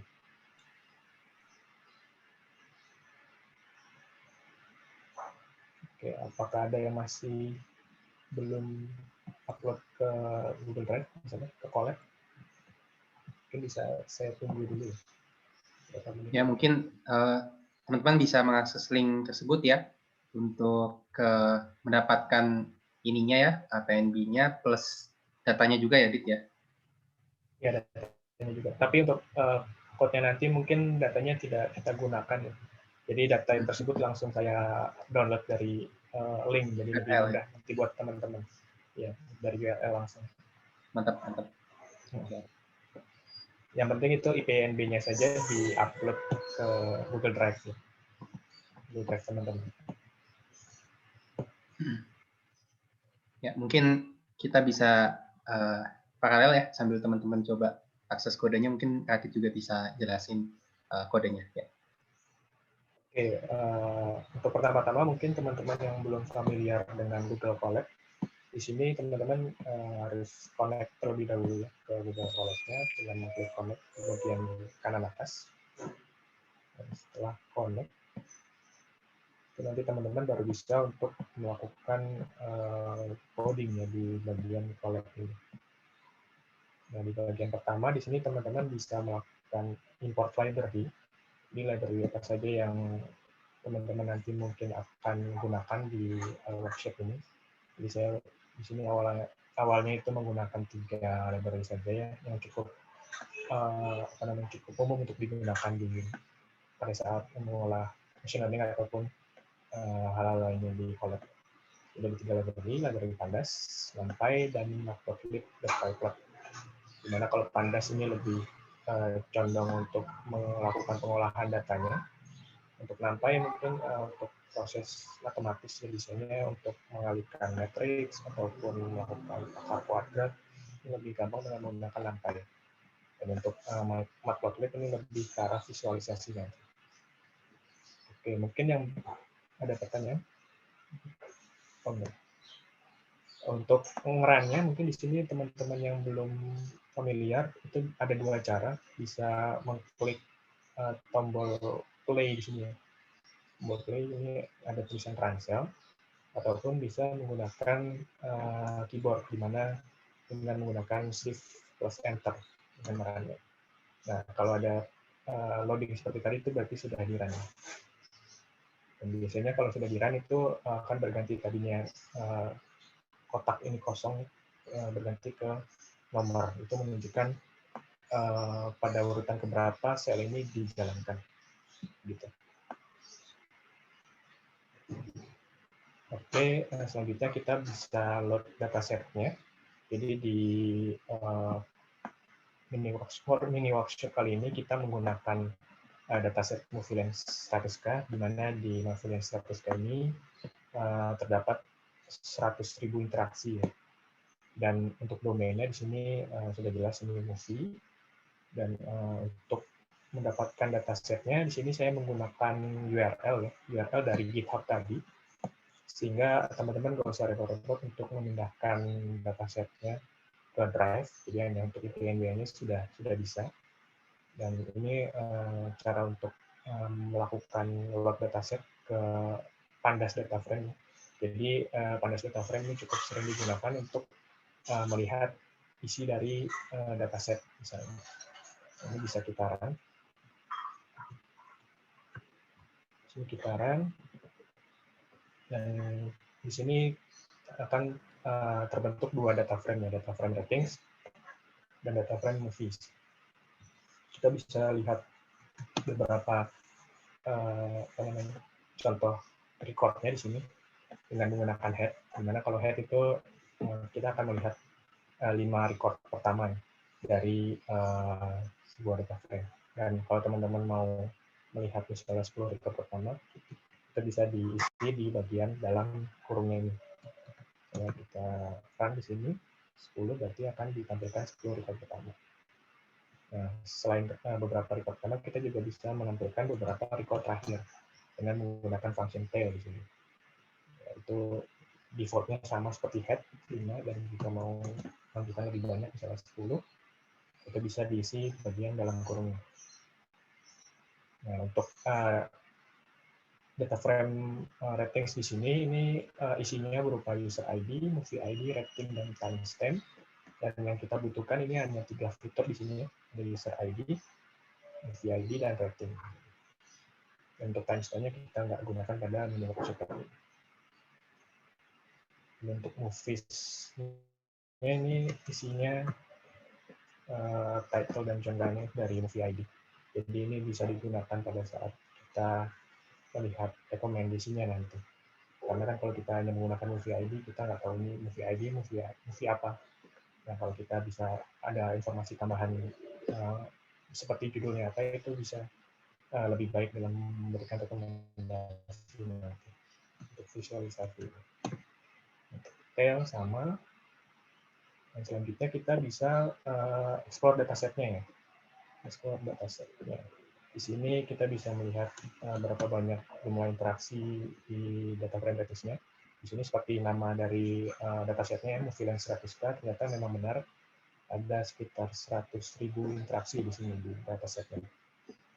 Dan untuk banyaknya film di sini ternyata ada sekitar 9.742 film di sini. Nah, di sini juga bisa di-plot ya untuk proporsi ratingnya di sini. Dan di sini kita bisa lihat bahwa ada rating setengah di sini, jadi tidak bulat di sini. Dari mulai setengah sampai 5, jadi ada sekitar 10 rating yang bisa dibilang. 10 macam rating. Dan proporsinya kita bisa lihat di sini, di mana proporsi yang tidak bulat itu cenderung lebih sedikit ya nilainya dibandingkan rating-rating yang bulat seperti 1, 2, 3, 4, dan 5. Oke, mungkin explore-nya itu untuk ratingnya. Dan ini untuk kita bisa melihat juga user ID mana yang paling banyak berinteraksi. Misalnya di sini ternyata user ID 414 yang paling banyak berinteraksi, sekitar 2.700 mungkin atau 2.600. Dan di sini kita bisa melihat bahwa ternyata cukup banyak juga interaksi antara seorang user dengan beberapa movie di sini. Itu mungkin tanya, Dit, itu sebanyak itu sempat ya, maksudnya misalkan nonton movie plus ngasih review sebanyak 2.000-an, apa ini ada kemungkinan apa ya, bot atau gimana ya, spam atau gimana ya, Dit? Kalau ini sepertinya sudah nggak ada bot sih Pak, karena ini di salah satu website yang memang khusus untuk review sih. khusus untuk review. Jadi movie lens itu khusus untuk review movie, dan nanti bisa direkomendasikan berdasarkan apa yang telah dilihat oleh user misalnya. Dan memang movie lens itu kan cukup banyak interaksinya. Bahkan ada yang movie lens 1M atau 1 juta interaksi. Nah, mungkin di situ juga akan lebih banyak lagi ya untuk setiap user dalam memberikan interaksinya. Terima kasih. Oke, itu tadi user ID ya. Sekarang kita lanjut ke movie ID. Di sini kita lihat top 20 movie. Ini bisa kita gunakan sebenarnya untuk menentukan film-film yang populer dari sistem. Di sini kita bisa lihat bahwa film dengan ID 356 ini berinteraksi dengan sebanyak 300 lebih user di sini. Kita bisa pindahkan di sini ke dalam bentuk list untuk lebih gampang. Yang sebelumnya ini bentuknya series ya, series data frame itu agak series pandas itu agak cukup sulit untuk diolah. Mungkin ketika kita ubah ke array, di sini nanti kita bisa lebih mudah untuk mengolahnya. Dan di sini kita bisa mendapatkan popular movies dari tadi ya, di mana di sini ada ratings, di-value-kan itu maksudnya setiap movie ID akan kita count dan kita ambil 20 teratas di sini. Di bagian final titik 20 itu maksudnya kita ambil 20 teratas dan kita ambil indeksnya atau kita ambil movie ID-nya. Nah, selanjutnya kita ubah ke array. Nah, di sini popular movies ini isinya array dari ID movie yang populer di sini, atau bisa dibilang ya populer top 20. Dan kita bisa print di sini title-nya dengan menggunakan perintah yang sudah saya sebutkan di sini. Dengan memanfaatkan ID dari popular movies tadi. Kita bisa lihat bahwa Forrest Gump di sini memiliki popularitas tertinggi ternyata. Forrest Gump, mungkin saya kurang tahu film-film ini. Belum lahir gitu ya saya. Ya, mungkin itu dari eksplorasinya. Mungkin teman-teman bisa mengeksplorasi lebih jauh ya di Your Code Here. Mungkin nanti bisa eksplorasi lebih jauh di sini.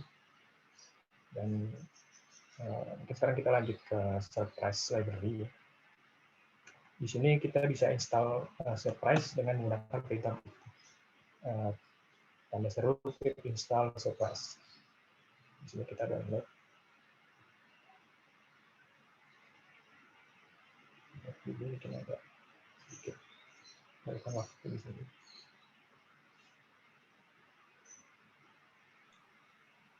Oh ya, Dit, sambil nunggu, mungkin di bagian bawah itu recommendation with surprise built-in dataset, itu ada tulisan yang dataset load built-in ya. Kayaknya itu dia nge-load-nya dari library surprise-nya bukan? Iya, jadi surprise library itu juga memiliki sudah tersedia beberapa dataset yang bisa diakses ya. Jadi contohnya ini Mozilla 1SK juga, tapi mungkin versioningnya ini beda dengan yang kita gunakan. Dan ada juga 2 dataset lainnya, ada Mozilla 1M atau 1 juta interaksi dan juga dataset Gesture kalau nggak salah. Jadi ada 3 dataset yang bisa kita akses dengan menggunakan library surprise saja, nggak perlu download dataset dari sumber lain misalnya. Oke, mungkin di sini kita bisa run ya. Di sini kita menggunakan surprise built-in dataset dulu. Dan nanti baru abis ini kita menggunakan dataset yang kita load sebelumnya. Oke, di sini kita yes aja buat downloadnya. Oke, sudah terdownload. Dan selanjutnya ini kita setelah download bisa melakukan trend test split di sini. Trend test split itu maksudnya kita melakukan splitting dari dataset yang kita load. Dan untuk test size-nya di sini saya menggunakan 0,20, yang berarti training set-nya ini berjumlah sekitar 80% dari data set-nya, dan untuk test set-nya itu sekitar 20% dari data set-nya. Dan ini cara untuk meload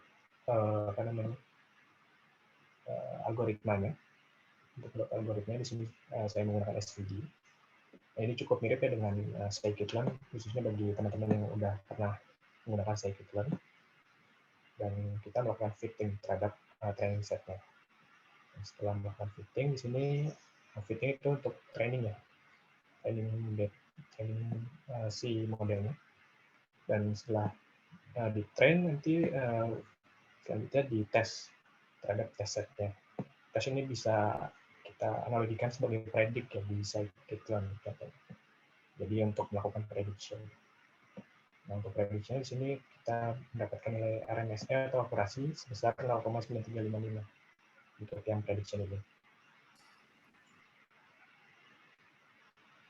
Dan selanjutnya mungkin ini langsung cara lainnya. Jadi ini kan kita mendefine dulu data training dan data testnya dengan menggunakan proporsi 0,2. Nah, di sini kita juga bisa melakukan cross validation ya. Jadi kita ini saya akan dulu aja, mungkin agak lama. Jadi nanti di cross validation itu intinya kita tidak hanya membagi data tersebut ke 80-20, tapi kita bentuk fold, di mana setiap fold itu merepresentasikan bagian dari dataset yang berbeda. Nah, untuk fold 1 mungkin bisa agak lama ya di sini untuk RAM-nya.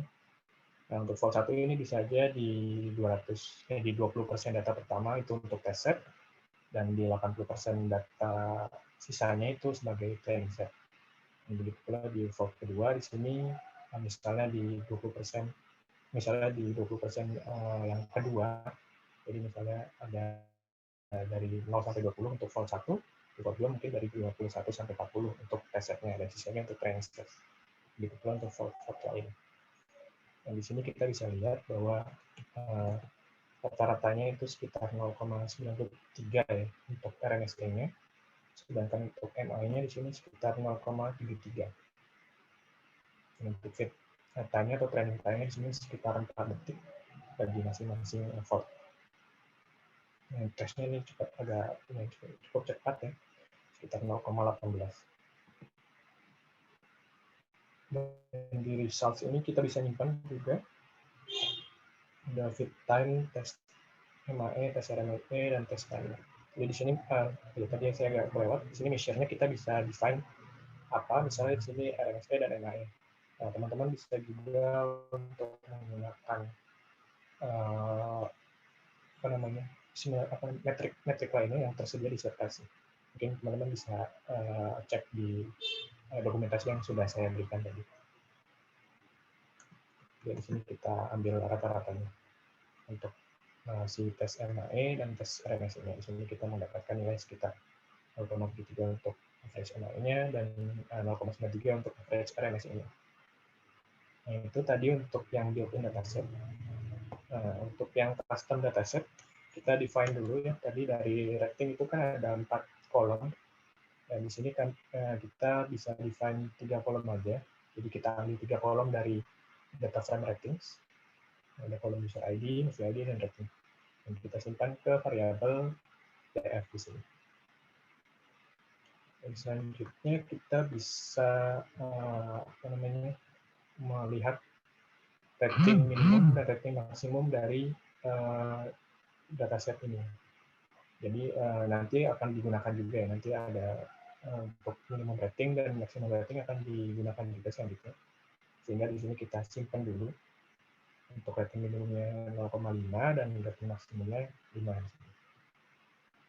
Nah, mungkin saya run dulu, dan saya jelaskan juga. Jadi perbedaannya di custom dataset dengan built-in dataset itu pada saat kita load datanya.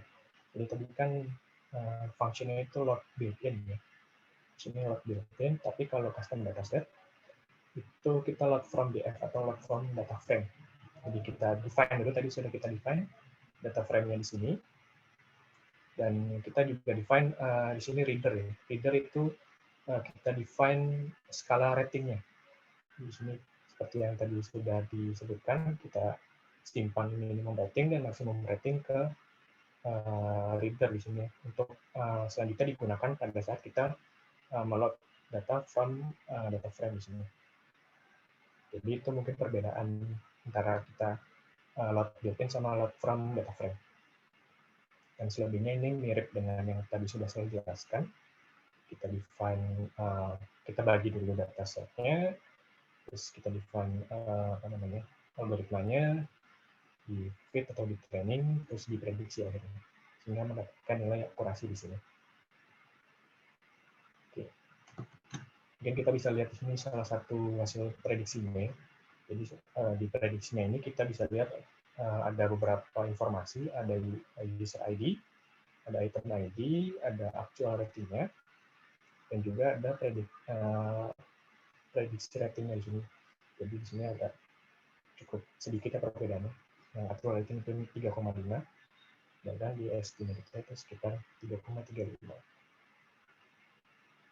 Oke, mungkin selanjutnya ini mirip juga ya, kita cross validasi si custom datasetnya. Perbedaannya mungkin hanya bisa kita lihat from data frame di sini untuk datasetnya. Ya, untuk cross validate yang cukup lama karena di sini kita menggunakan 5 volt ya, jadi 5 kali iterasi. Jadi mungkin membutuhkan waktu yang cukup banyak. Kita bisa lanjut. Oke.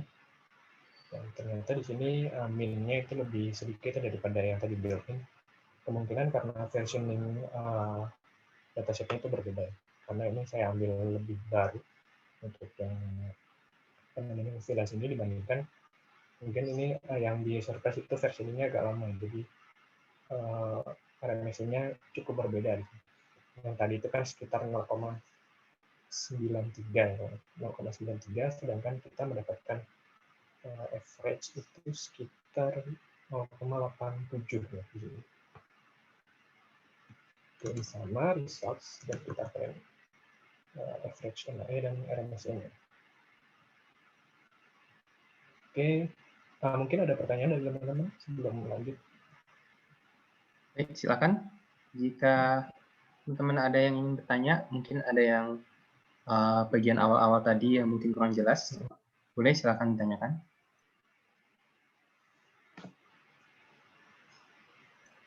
Ya, masih belum kayaknya. Oke, mungkin lanjut aja kali ya. Dan selanjutnya ini tentang bagaimana kita membandingkan antara beberapa algoritma yang kita bisa gunakan di surface. Jadi di sini kita langsung run saja, mungkin agak lama. Dan saya baru jelaskan di sini. Dan ini untuk plot dataset ini mirip seperti yang sudah tadi saya jelaskan di custom dataset. Dan di sini kita define nama algoritmanya, dan juga kita define untuk hasilnya nanti untuk RMSE maupun untuk MAE-nya. Dan di sini jadi kita loop setiap nama algonya, dan jika nama algonya sesuai, kita baru inisiasi si algoritmanya. Jadi misalnya di sini nama algonya SVD, kita inisiasi algoritma SVD di sini, dan jika KNN juga kita menggunakan kelas yang sesuai di sini, KNN basic. Kalau untuk KNN di sini namanya KNN basic kalau untuk di surface. Dan di sini kita juga bisa membandingkan, kita cross validate, dan selanjutnya hasil dari cross validate itu kita masukkan ke RMSE result untuk rata-rata RMSE-nya maupun rata-rata NOI-nya dari setiap algoritma di sini, SVD maupun KNN. Dan di sini kita bisa lakukan plotting. Plotting ini kita bandingkan ya RMSE-nya di sini, baik itu SVD maupun KNN, dengan menggunakan bantuan library matplotlib tadi yang sudah kita import di bagian awal. Ini hanya untuk visualisasinya.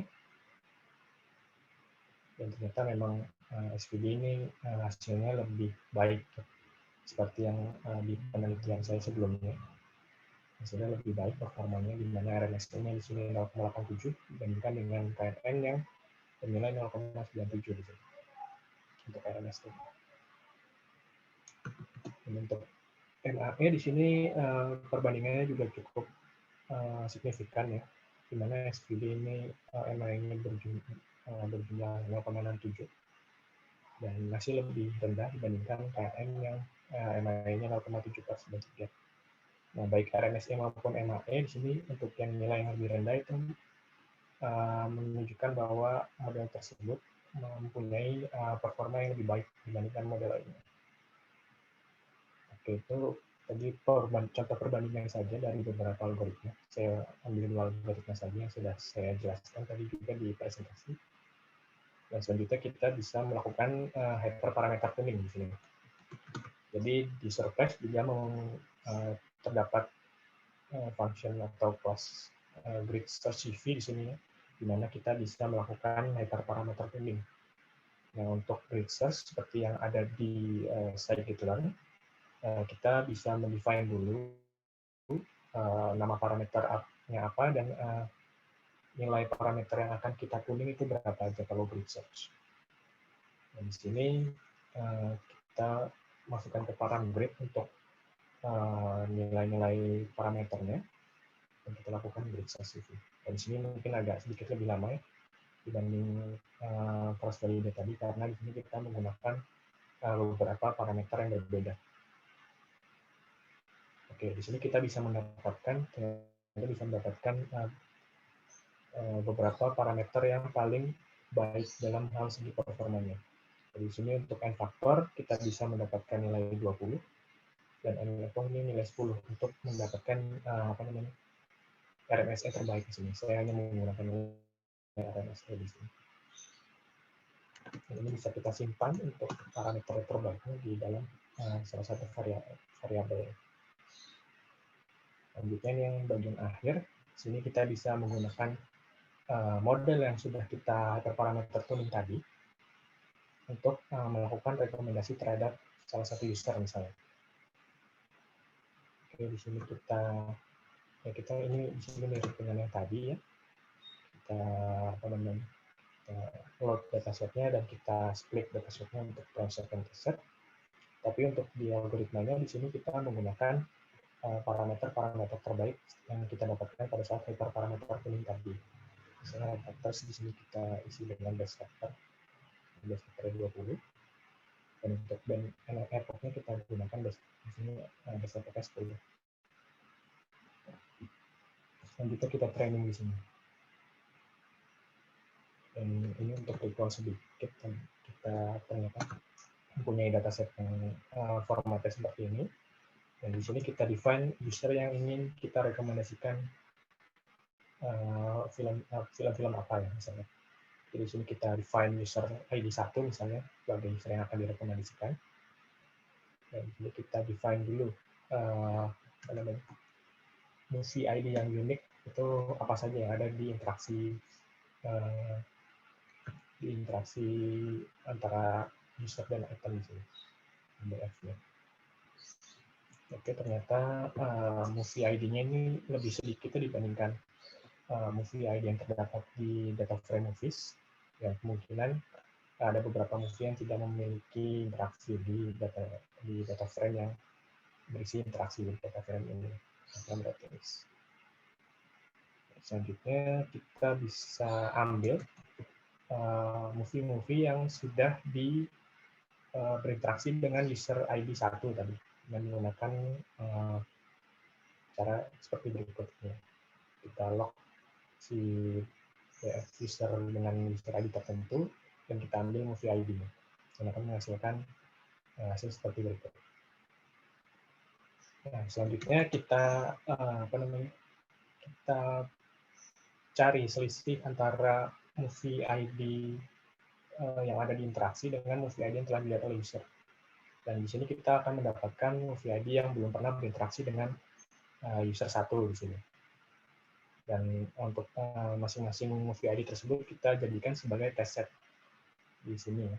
Dengan nilainya itu user ID, dengan nilainya masing-masing itu berupa array user ID, movie ID, dan rating. Nah, di sini rating saya isi 4 karena tidak terlalu berpengaruh pada hasil prediksi. Karena yang akan diprediksi itu hanya akan menggunakan user ID dan movie ID-nya saja. Ini untuk memenuhi format dari test setnya saja sebenarnya. Oke, di sini kita lakukan prediksi.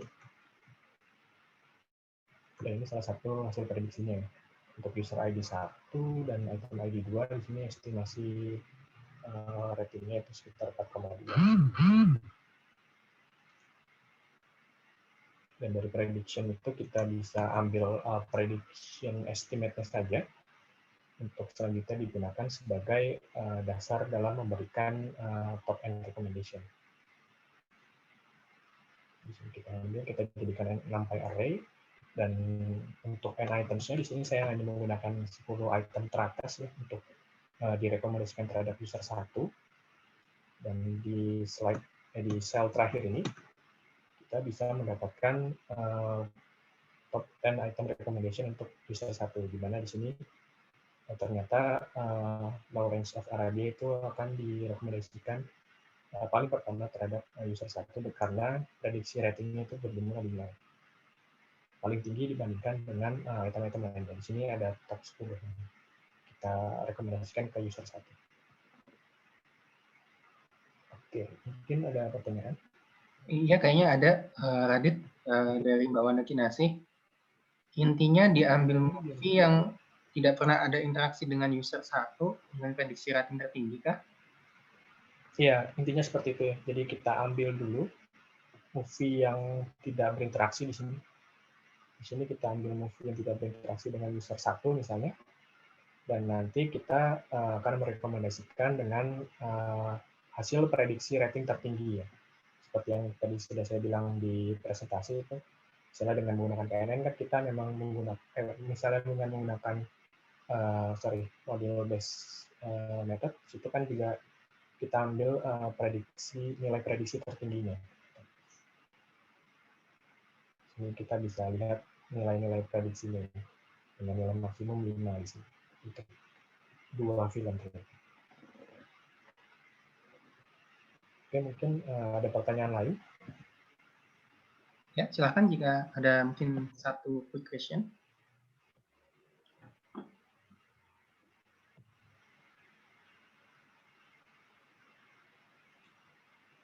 Ya, mungkin karena kita sudah hampir di penghujung acara ya.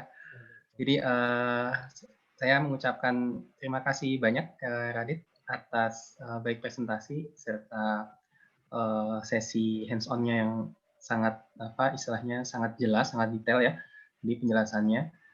Jadi ini direkam, nanti mungkin jika ada yang terlewat bisa dilihat lagi rekamannya saat nanti dikirimkan bersama dengan sertifikatnya.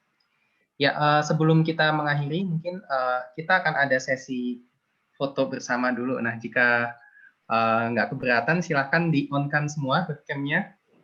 Kita akan ada sesi foto bersama buat dokumentasi. Saya jadi stop sharing dulu ya, Pak.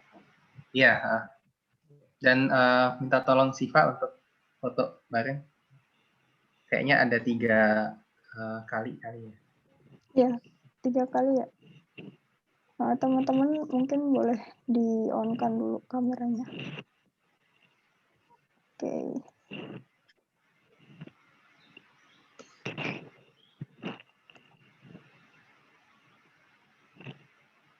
Yang lain ditunggu ya, yang pertama dulu. Udah lumayan banyak yang on kamera.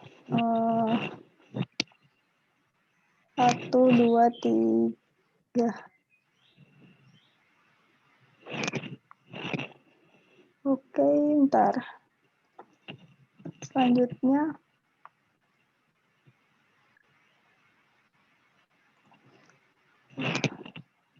Satu, 2, 3. Oh, bentar. Udah satu lagi.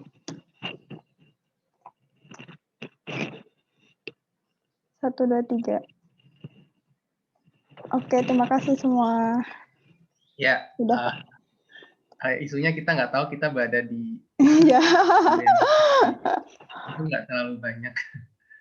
Ya nggak apa-apa untuk yang belum bisa, jadi paling ngefoto namanya aja. Ya baik, paling saya mengucapkan terima kasih sebesar-besarnya ke para hadirin ya. Jadi mudah-mudahan sesinya cukup menarik. Isunya sih kayaknya mungkin jika ada yang tertarik untuk ke sesi mini workshop selanjutnya. Nah, kita belum ada medsos untuk ini, untuk yang AI Center. Nah, cuman ini ya anggaplah saya sekalian promosi ya. Jadi, tapi sebenarnya itu di akun Twitter saya itu biasanya saya update dengan kayak AI Center ini. Jadi biasanya bisa silakan follow di situ. Nanti akan saya follow back gitu. Ya, jadi nanti mungkin Siva yang juga asisten riset yang lainnya juga bisa ya Siva untuk sharing mungkin topiknya tentang yang memang diteliti oleh Siva ya, ini tentang AI untuk kesehatan. Tentunya tidak kalah menarik ya. Jadi dalam mungkin 1-2 bulan sekali kita akan ada mini workshop. Saya sendiri juga tertarik untuk sharing juga, cuman masih belum tahu topiknya apa ya. Nanti mestinya yang selain recommendation system sama selain AI untuk kesehatan. Ya, untuk itu terima kasih semuanya ya atas partisipasi yang antusias. Jadi sesi yang interaktif sekali. Sekali lagi saya ucapkan terima kasih ya Radit dan Siva juga. Dan untuk semua teman-teman dari berbagai instansi ya, dari berbagai lokasi di Indonesia. Dan semoga kita sehat selalu semuanya dan tetap semangat selalu untuk perkembangan AI di Indonesia pada umumnya. Terima kasih semuanya. Assalamualaikum warahmatullahi wabarakatuh. Selamat siang semuanya. Mari. Waalaikumsalam. Waalaikumsalam. Terima kasih. Ya, mari semuanya. Saya juga izin live dulu ya. Mari.